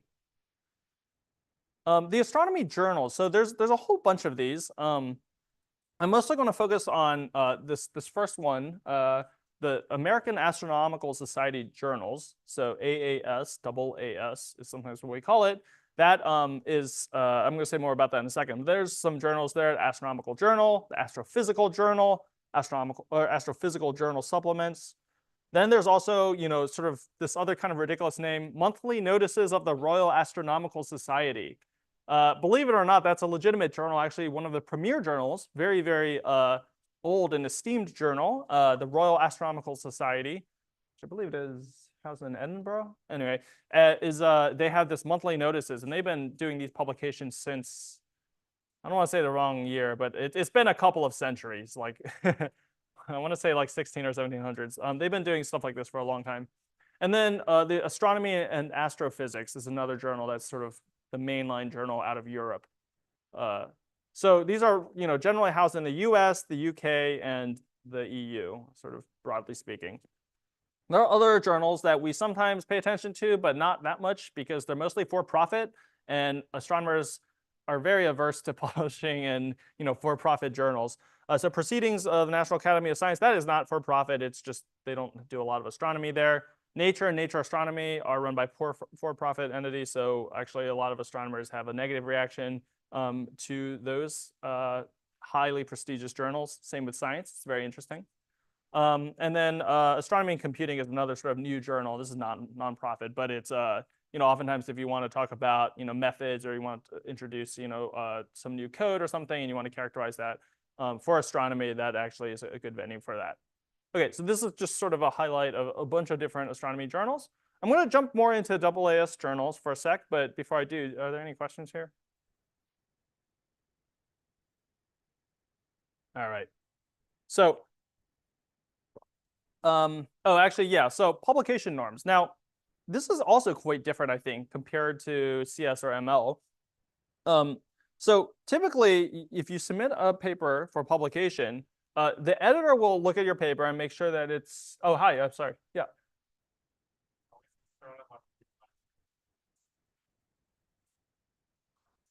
Yeah, it's. I mean, so we're going to talk a little bit about accessing scientific papers, later, like in terms of grabbing content from scientific papers. I've heard people just find that it's interesting to look at the different norms between the fields, but it's not directly relevant. Yeah. Yep. So, but within astronomy, so what often happens is, so here's an interesting thing, right? Like if I say archive paper, different fields will think of different types of things, right?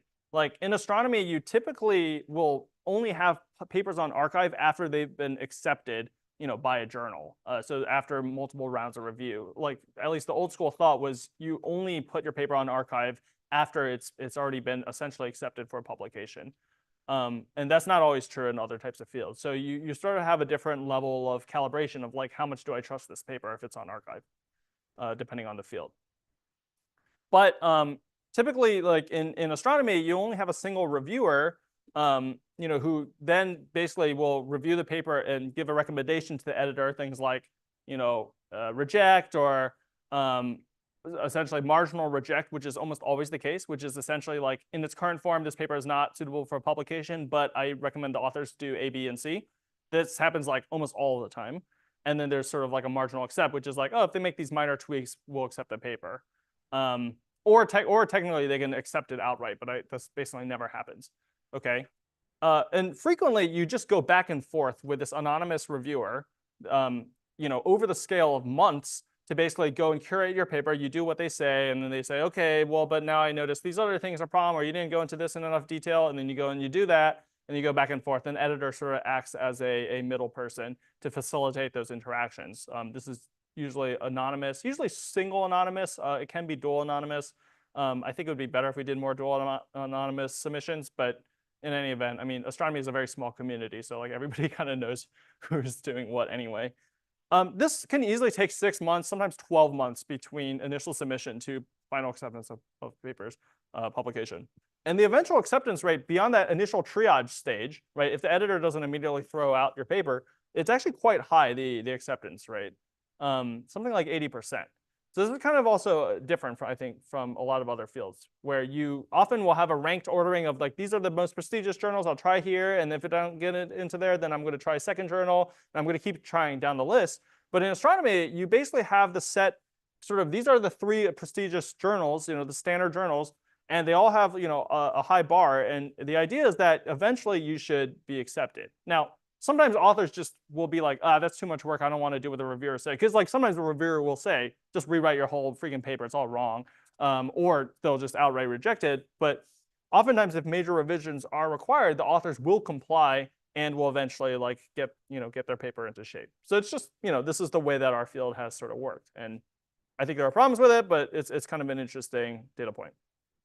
Now, the AAS journals is actually fully owned and managed by the astronomical community. So, there's elected officials that govern this body, which, there's a lot of sort of board of trustees, committees, executive office that sort of all handle these sorts of things. And it's all, fully open access after they publish the papers. One of the really interesting things about this, though, is that the community really does have a say on changing, the publication norms. So I think like, we regularly meet, twice a year, the American Astronomical Society. And, there are things like discussions about, is this actually serving us well, right? Is the academic publishing, methodology, is this like just not a good system for us? And, like obviously it doesn't mean that we'll change all the problems that are wrong, but it's kind of interesting that we have this nonprofit entity that really does help facilitate, and I think that like, at least in the US, we really do support this. Like there's a unified support that we should, care for and steward and lead our community and do that well. And so this is kind of another unique thing I think about astronomy, or at least it's kind of interesting, like how willing people are to get into the weeds of this. Okay, so let me say a little bit now about bibliographic systems. So there's sort of this joke that, like, oh yeah, question?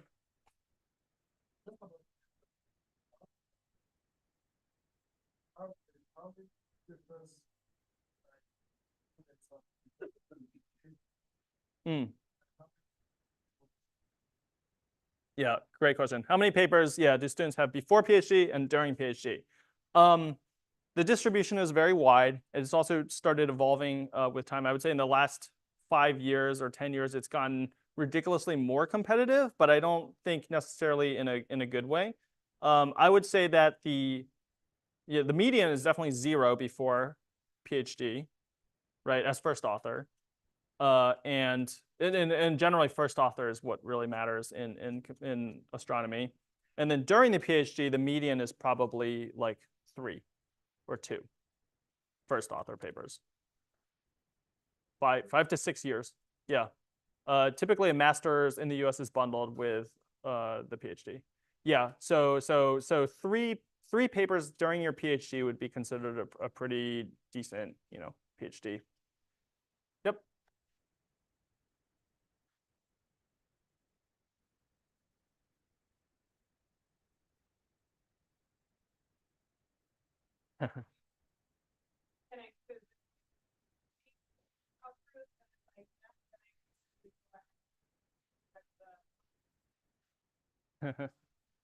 Definitely not the latter. The authors can choose to make themselves anonymous or not. That's actually kind of an interesting thing. I'm not really sure why. I think it's because for a long time it was always revealed publicly who the authors were, and then it became sort of, you can check a box and then make yourself anonymous.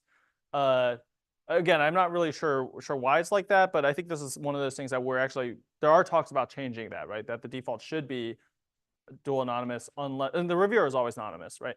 But the author list is should probably be anonymous. It's just probably more like we're grandfathering in the old system as well. But that default should probably change. Now, one thing so it actually varies by journal too. So one thing that I find frustrating, so I review a lot of papers all the time, and like one of them is like some of these journals, they will like send you an email and be like, hey, are you willing to review this paper? Here's the author list. And I'm like, why is that the first thing you show me? And I think that really can cause biases in review. I genuinely believe it can. So at least, I could imagine a scenario in which you either, if the authors even choose to reveal that it's not being revealed until the way end of the, like after you submit your review, then maybe like you can say like, oh, I just don't really know why there's any reason to reveal the author list in general.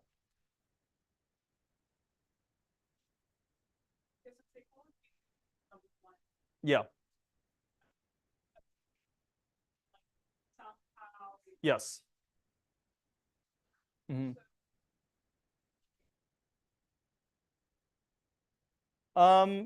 I actually don't think that there's a strong bias against sort of more junior researchers in astronomy, in terms of like the papers. Like I actually suspect that there's a stronger bias against like certain countries that of origin where people are submitting papers from more than anything else. That's often what I think is the most pernicious bias with this. Now, yeah, so whatever's going on with the journals, so I think one of the problems with the journals is one of the reasons in astronomy is this. For a long time, telescope time was actually quite proprietary and a privileged thing to get. You would fight dearly to get time on a telescope. And actually, maybe I should say a bit about this. You propose for time on a telescope, right? This is actually something that often happens. This is almost always dual anonymous, and you say, I want 8 hours of observations with this 10-meter telescope that's on the top of Mauna Kea in Hawaii, and I want to make sure that it is observing my targets, these astronomical objects, so that I can do XYZ science. And you go and submit this, and it goes before a time allocation committee. These things convene all the time. So again, this proposals being put forth to go and observe certain to collect data. Now that is totally anonymous almost always, and then you get a decision on that, and then maybe you get your telescope time. Now one of the weird things about this though is that sometimes that data, it hits an archive, and then some other group says, oh, I saw this awesome data set that's just on this astronomical archive. Let me go and write a paper about it real quick and scoop the original authors who proposed for it. But that doesn't necessarily they may not have the relevant expertise to understand how to analyze the data well. As I mentioned just in the previous lecture, there are tons and tons of weird biases, systematic effects, like all sorts of problems. Learning to use a telescope is not an easy endeavor either, right? To take those observations. So the person who did the observations, sometimes you literally control and determine the telescope and steer it. To take those observations, you often want them to be an author on the paper, because then you trust that they did a good job of calibrating the data. But so part of the reason I think originally why this was not done blinded or anonymized for the author list is to ensure that when new observations are presented, that you actually know that the people who took those observations are presenting the data are actually those people, and not some other folks who just happen to see a nice data set and maybe don't actually understand how to use it well. Again, kind of an antiquated system. It's kind of interesting and worth more discussion. But yeah, I appreciate you bringing that up. Any other questions or thoughts? Okay, so that's kind of how the system works. But let's say you have your papers now, and it now gets indexed into a library system. So NASA Astrophysics Data System, or ADS, it's sometimes said that the mark of an astronomer, like how do you know somebody is a professional astronomer, is like they know how to use this system. Right, and anybody who knows how to use this system can call themselves an astronomer, because like this is just so integral to being able to do like search the literature to understand all the prior art in astronomy, and it catalogs and indexes like basically all of the papers that are relevant to astronomy. You can kind of find it. It's called NASA ADS, but it's got this kind of weird URL. It's run partly by the Center for Astrophysics out of Harvard, so it's sort of got a Harvard edu. this is kind of what a typical paper might look like when you pull it up. This is one of mine, but you basically have sort of the abstract. It started off as an abstract service, often just as arXiv kind of did originally too. But it basically will list things like the title, the author list, the abstract, which kind of goes down here.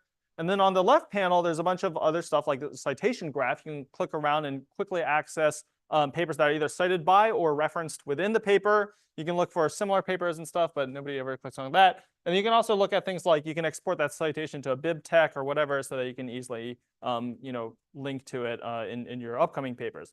On the right side, there's also some useful stuff. So you have direct links to either the abstracts or the PDFs from the publishers. As I mentioned, most of these are open access.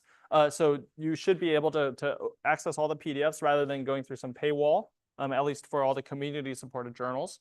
You can also oftentimes click around. If you look in this data products tab, we basically do named entity recognition of astronomical objects. So imagine you have your favorite galaxy, the Whirlpool galaxy. If you wrote a paper on the Whirlpool galaxy, then you should see, under one of these sources, it should be indexed in some sort of database of astrophysics objects. And so the Whirlpool galaxy might, if you click in there, it might be like, oh, this is a paper on the Whirlpool galaxy. If you click on that, you can see, oh, here's the other like 7,000 papers or whatever that talks about the Whirlpool galaxy.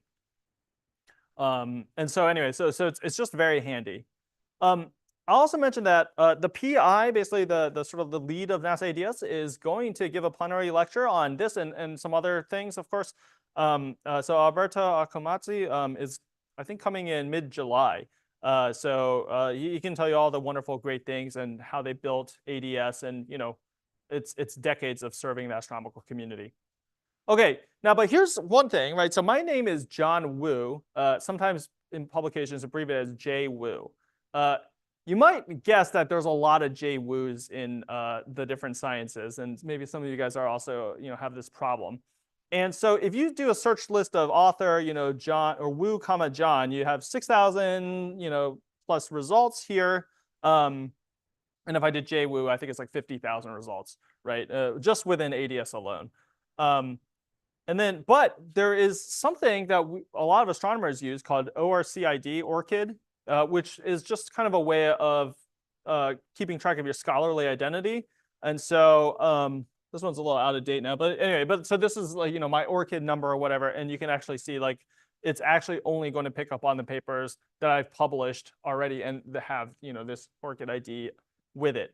So this is just a more useful persistent identifier that astronomers all happen to use. I know that there are other systems out there. I forget if Semantic Scholar, like others, they might all have like their kinds of systems. This is the one that astronomers happen to use, and it's actually very well integrated with the other ecosystem of tools.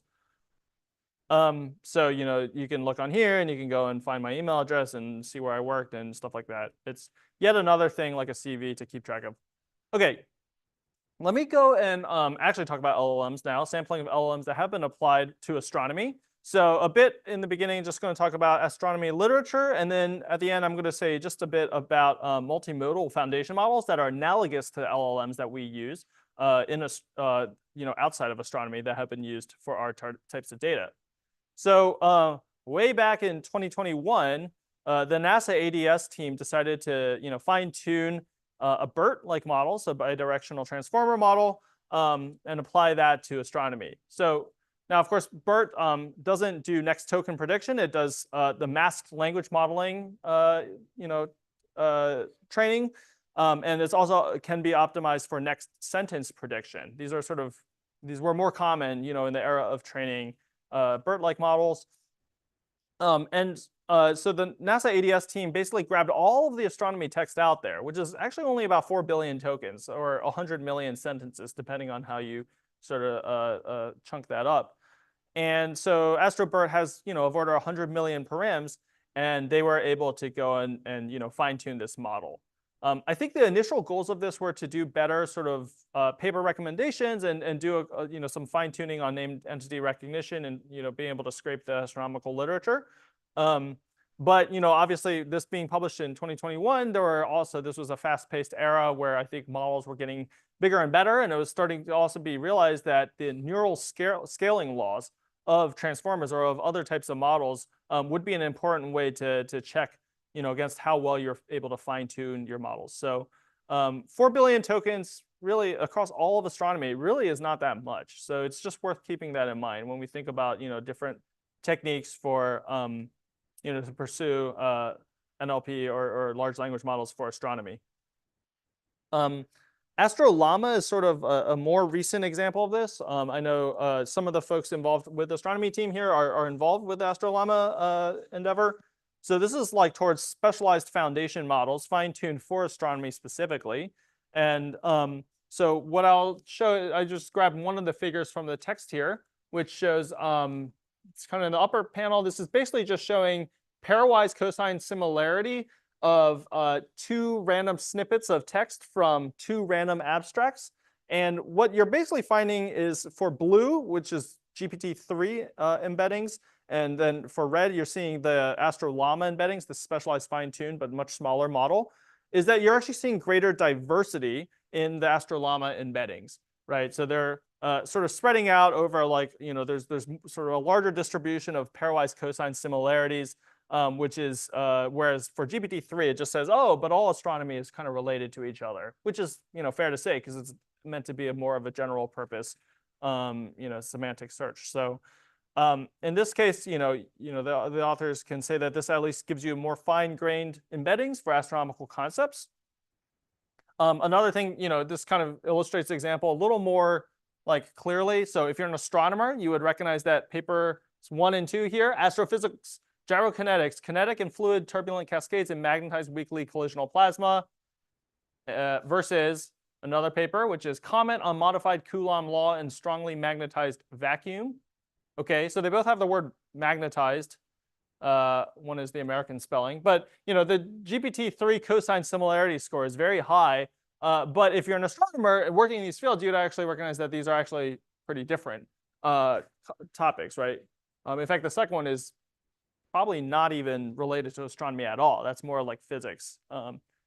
In sort of, yeah, that's more like a physics problem. I'm not actually sure that's in astronomy whatsoever. And then paper 1, and then this other example here. So what happens is GPT-3 gives that similarity score of close to 80%, whereas Astrolama gives it something like 36%. And then the second example shown in blue says, a Spitzer census of the IC 348 nebula versus paper 2 says sequential and spontaneous star formation around the mid-infrared halo H2 region KR14. Some named entities are going on in there. That's always a challenge for your tokenizer. But these are actually talking about sort of star-forming nebulae. And so those concepts are actually very similar, and Astrolama does a good job of assigning similar cosine similarity scores. But GPT-3 is kind of about the same as before, about 80%. So it gives you a little more fine-grained nuance in the embedding space there. Again, this is Astrolama is trained on a relatively small corpus of text, so it obviously has its limitations.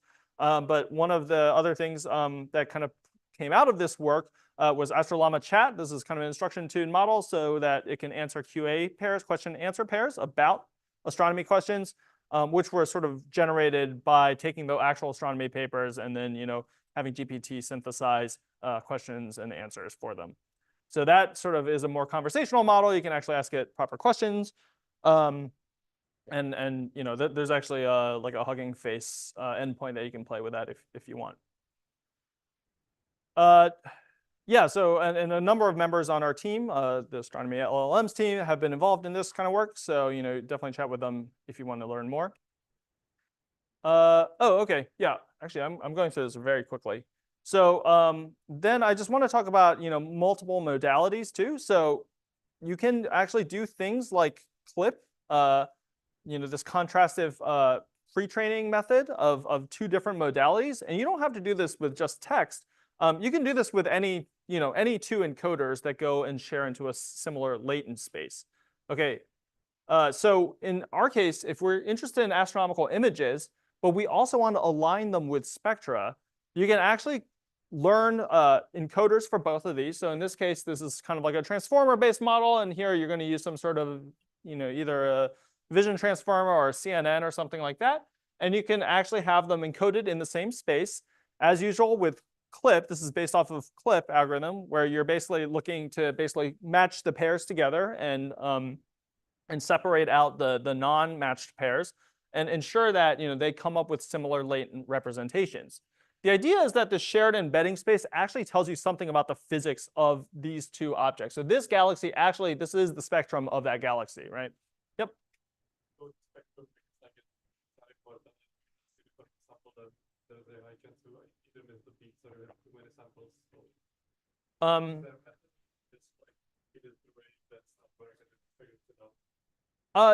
Yeah, so actually, yeah, so we that I should mention, so this sort of is really a 1D, like this is a 1D sequence, right? Where the intensities are very high. So you're saying are some of the peaks are just too high and they need to be clipped out? Oh, uh-huh. Yeah, I mean, we typically log scale everything. That generally puts it on the same front. I mean, I do think that there are some. I'm trying to think if there's like a canonical way to do this. Sometimes what you do is you normalize everything by the continuum of the signal. So sort of like where most of the flux is. This is what we sometimes call the continuum, and that's sort of dictated by the stellar light. And so if you normalize by that, you often end up with a bit more of or smaller dynamic range. But I agree, yeah, there's sort of extra degrees of freedom. Yeah. What is the signal?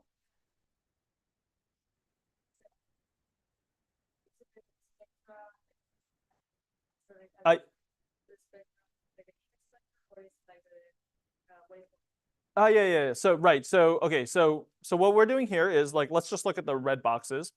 So you've got an image of this galaxy, and then you can actually take all the light, add it up, and then disperse it. Like I said before, like imagine you disperse the light through a spectrum or through a prism, and then so you basically can measure exactly how much light there is at every single specific wavelength. And so that's what's being shown here. There's no axis, I'm sorry, but on the y-axis of the upper panel, then you would have something like the flux per little bit of a spectral bin, right, per wavelength unit as a function of wavelength. So it's really just a 1D sequence of intensities. Yep. And there are versions of this where you can, sort of generalize to multiple dimensions. Yep.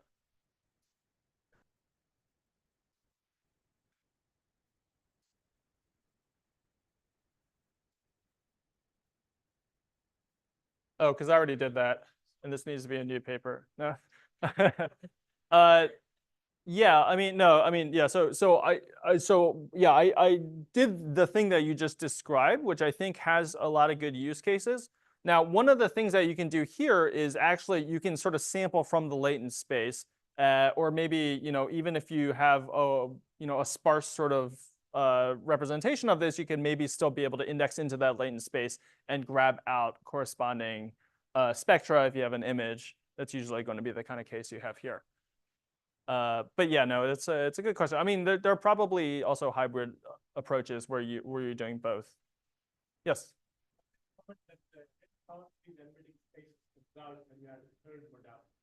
Mm. Yeah.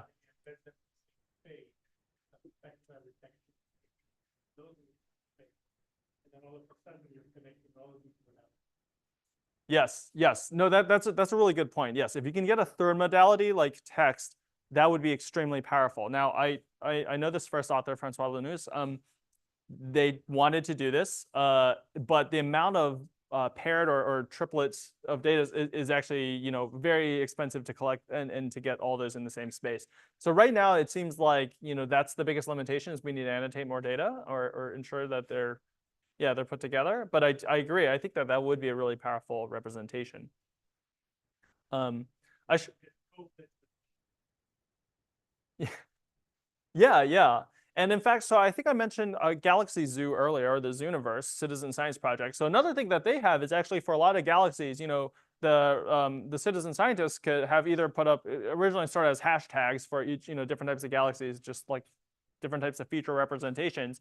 This is a very, very sparse vocabulary, of course. And so I'm not sure it's enough to really get us to train something like a CLIP, trimodal, embedding space. But you can imagine getting text or at least bootstrapping your way up from something like that into more full sentences or things that are, whatever. Anyway, there's probably a lot of interesting avenues for exploration. I'm sure you guys can think of a lot more clever things than I can.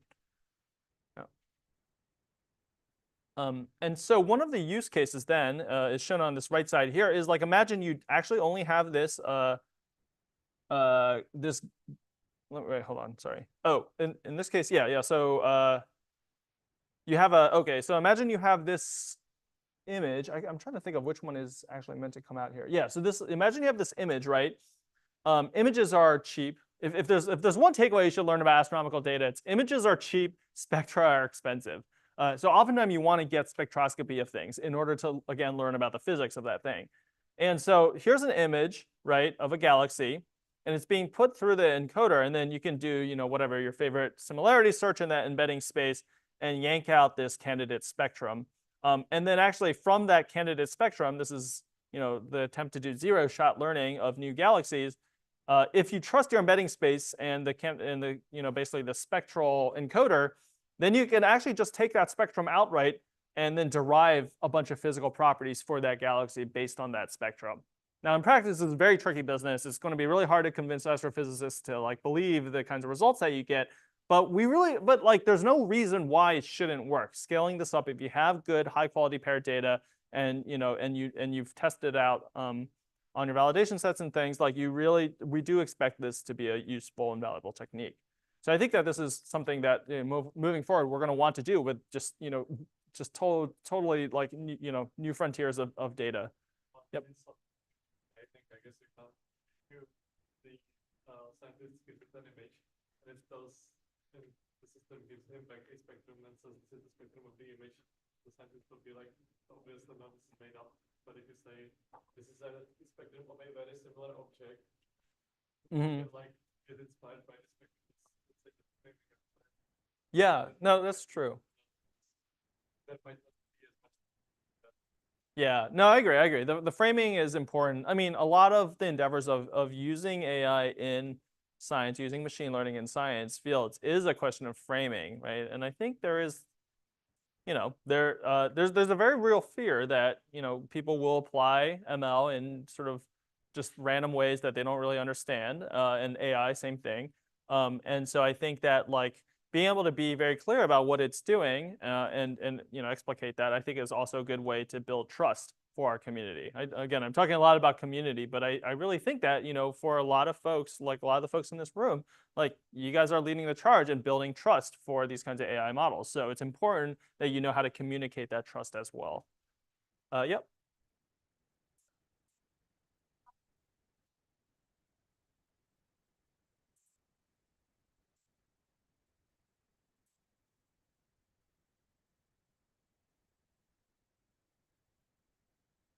Yeah. Yeah, so in this case, this is so at least in this figure, this is just it's just indexing and grabbing another spectrum. So it's not really prediction so much as just grabbing the nearest neighbor. There are versions of this. So are people familiar with normalizing flows? No. Okay. So there's you can imagine that there's another thing which instead of having the spectra encoder as just sort of this one-way encoding, you can almost think of it as an auto encoder of sorts. But it's really more like a mapping of the probability density function from this distribution from the embedding distribution to some actual observed distribution basically of data. And so you can sort of make sure that the flows match together and with normalizing flows. And if you can do that, then what you can actually do is you can essentially interpolate in that space, both in the candidate spectra space as well as in the embedding space. I forget if this paper, I think their updated variant does do something like that, but not in this figure. Yeah, good question. All right. Any other questions? All right. I think I'm getting close to the end here. And so the last thing I think I want to talk about is this paperclip algorithm, which is actually quite similar to what I just described. Again, you have an image encoder, but this time you actually have a text encoder. And so this is going back to the idea of writing proposals to get observations. So if you submit a proposal for the Hubble Space Telescope and it's accepted, your proposal abstract actually gets archived in our proposal system at Space Telescope. So here they take all of the Hubble proposal abstracts that were accepted over 34 years of observations, and then they actually look at what it ended up observing. So this is kind of a unique way to do this, where you've now got the text, which has some very technical description. It says, we propose wide field camera 3/UVIS, F336W, blah, blah, blah, observations for 8 luminous infrared galaxies in the Great Observatory's All-Sky LIRG survey, scheduled for JWST Cycle 1 observations with a proprietary period of 0 days for 50%. So anyway, so it kind of describes the observations, some metadata about the observations. It describes, the actual science goals of the program, and actually some description of the targets that it's trying to observe. And then so that happens, we assume that this has already been observed, and then you can go and look at the corresponding images that have actually been taken. And then you want to now align those two things. So now this is real text and actual images directly from Hubble, and you put them into an embedding space again. And so one interesting thing, I think this is more of a proof of concept, is that you can actually now retrieve observations, based on, basically this is a way to search by observations via natural text. So if you can query something like a barred spiral galaxy, you can go and look in the text encoder based on all the pre-training, the clip-like pre-training, and again, try to grab and sample the observations that are coming out. That gave you a barred spiral galaxy. And in almost all, I think in basically all these cases, these look like pretty barred spiral galaxies. Although this last one down here doesn't look so convincing to me. Yep.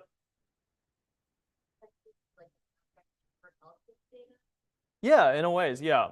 And I'll say, yeah, it is. And the MAST team, I think, is interested in doing something like this. So Josh Peak and several others have worked on this kind of thing before too. We've done things that are like search by image, things that are like search by text, but usually those have to be kind of hand coded up till now. And people will write down keywords and things like that for proposals. So all these things, already, it's not like there is no prior art. But this is one of the first, this paper at least is one of the first sort of end-to-end ways of doing this with essentially nothing but large models in the data. All right. Any other questions? Oh, yeah.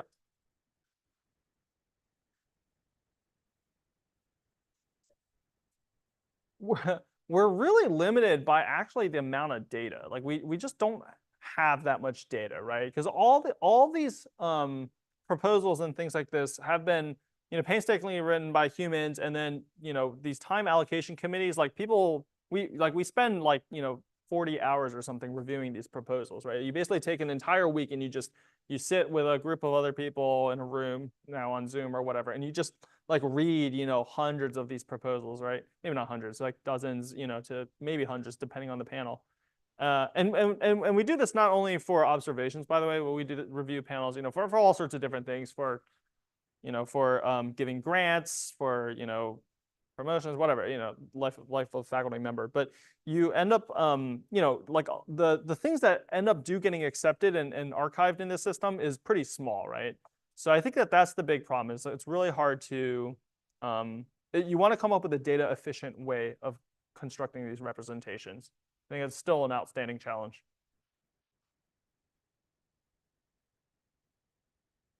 All right. Any other questions? Thoughts? Great ideas? I want to say, oh yeah, okay. So that's kind of it. And I just want to give a sneak preview of the lab. I don't think this is going to be anything dramatically new for you guys, but it will be helpful for, getting you set up with a lab. And just some motivation, not that you really need this, but of course, LLMs we know are prone to hallucinating. They just like to invent plausible sounding information. And this is, something that we care a lot about, of course, in science and astronomy. I mean, you care about this everywhere, of course, but in science too, this is one of the big reasons I think why a lot of the old guard in astronomy are very much against using AI in any capacity. And so you can imagine that one way that you want to mitigate hallucinations by forcing them to retrieve from some trustworthy source and make sure that they actually cite that source, and then generate text only surrounding based on that source. So here's an example. This kind of ties together actually some of my background, which is in radio interferometry. And I worked in a computer vision lab way back in the day when I was an undergrad. but I asked a question to a system which can perform retrieval augmented generation. I asked this, how can compressed sensing be used for image deconvolution in radio interferometry? So that's a lot of jargon. Only radio astronomers will probably understand what that means. But then, you can see that it generates this response here. This is, in the form of a Slack bot, and this is actually exactly data that will be used as part of the evaluating LLMs for astronomy research group. So, again, talk to the team if you're more interested about this. But it generates a plausible sounding response, actually a pretty good response. But it also, importantly, cites some papers here and that it's actually pulled the data from. And so this is kind of the goal of what we want. And we, of course, also want to be able to evaluate how well these systems perform. So just a quick schematic of what we're trying to avoid. You have a user query in this, kind of black box up to the left. And then it goes through some generate LLM. If you just have it generate some text, you create some response that might be prone to hallucination. But instead, what you want to do is come up with, in this case, a very simplified approach to RAG, retrieval augmented generation. I think you guys, know more about this than me in many cases, but and yesterday's lectures and lab were very useful. But just kind of to recap, right, you got some encoder language model, which can go and map that user query into a high dimensional vector space. And using that same encoder model, you now have your library, your data sources. In this case, it will be archive papers, or maybe even just the archive abstracts to start. And you can go and convert that into the same latent space. So you're now kind of representing them in the same high dimensional vector encodings. Based on that, you can now perform a similarity search between the user query initial question and those document representations, which allows you to quickly search through that, basically index out the documents that match best. So if you can quickly index into this library of archive papers, there are about 300,000 astronomy papers on archive, you can then quickly fetch additional data or context or metadata, like maybe you might be interested in the year of publication, you might be interested in some other sorts of things that you don't want to match on, right? You don't want to perform similarity search on your date of publication or the author list necessarily, but maybe you do want to grab that data for some other purpose. So you can quickly grab that and concatenate it in with your abstracts, and then feed that all alongside your initial query, as part of this retrieval mechanism. And once that's all concatenated together, now you've got basically something that you can go and send into a generator. The thing that I want to the reason I bring this up now is because this kind of everything in this blue box, your IR system really can be whatever. And in the case of the lab in the afternoon, we're going to talk about using the archive API. So the archive API provides an endpoint where a REST interface where you can actually go and query, basically launch query terms into archive and grab paper abstracts and other metadata.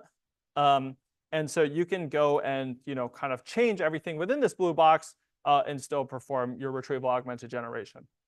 So I look forward to seeing the kinds of solutions you all come up with. But of course, this is just one way to do it here, where you have a locally hosted document database. You can cram that all into a generator and then construct your final responses. Any questions on that? All right. This is all familiar to you, right? Good. So of course, you can also do things like change up the prompt. You can kind of try to direct the LLM to be sort of more strategic in how it answers and so on. These are all things that you can play around again with the lab. So again, I urge you to be creative. You do not have to stick to the exercises that are within the lab. Those are just meant to help guide you, but you should spend your time in ways that you think are interesting. And so if you see opportunity to make a scientific LLM or RAGBot or whatever do better, then by all means go ahead. I'll also just say one last thing.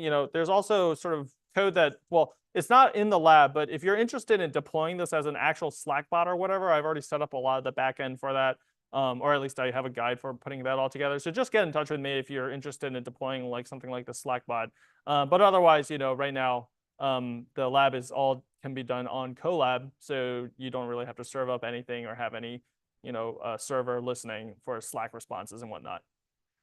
Okay, so I think I'll just leave. We have plenty of time for lunch for y'all, but I'll just leave it here and take any final questions.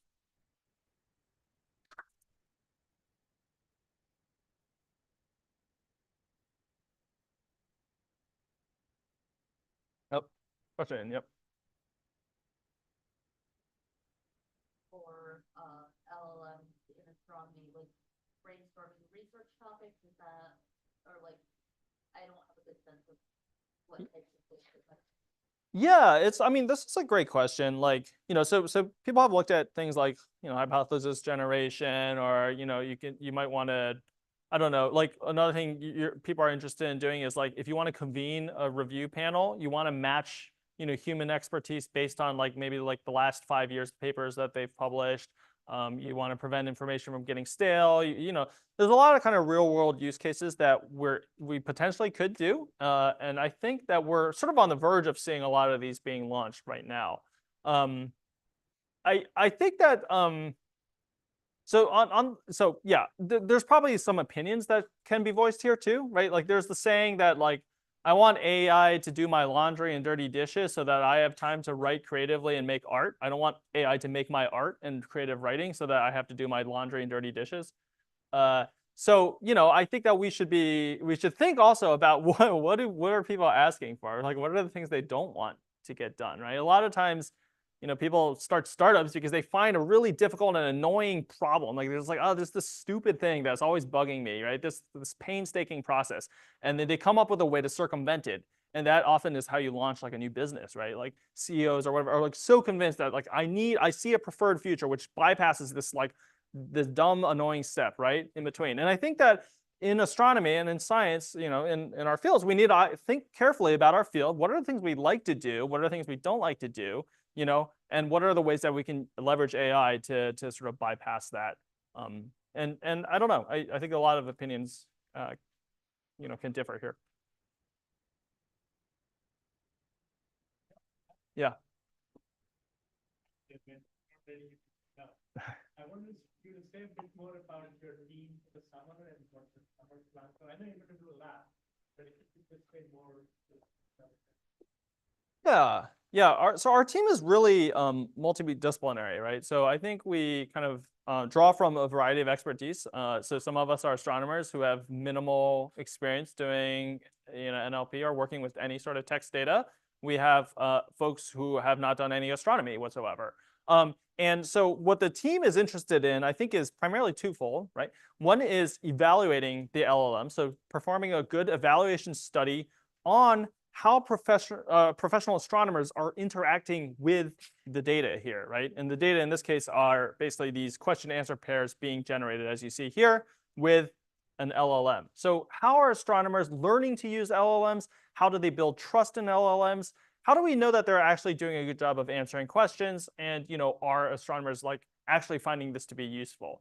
So there's like a lot of that study, I think, is going to be led by folks who are more well versed in human-computer interactions and understanding, how to really conduct interview studies and evaluation studies when in this kind of a system. I think there's a secondary component, which is also just like how do we with that sort of data in hand, how do we also make this a better system, right? And so a lot of those can come on the heels of improving the retrieval system. It could be, really trying to understand like, how do fine tuning or instruction tuning, or there's even these new things like memory tuning, if anybody's heard of that. There are different methods now for trying to really work on these low data regimes, like astronomy. There's really not that much data out there, not that much text. But how do we improve our system so that it can work well in that? And so we have a bunch of sub-teams, folks who are interested in the retrieval part, people are interested in, the evaluation side of it and constructing new data sets. And I think that we're going to try to attack that problem from two angles there.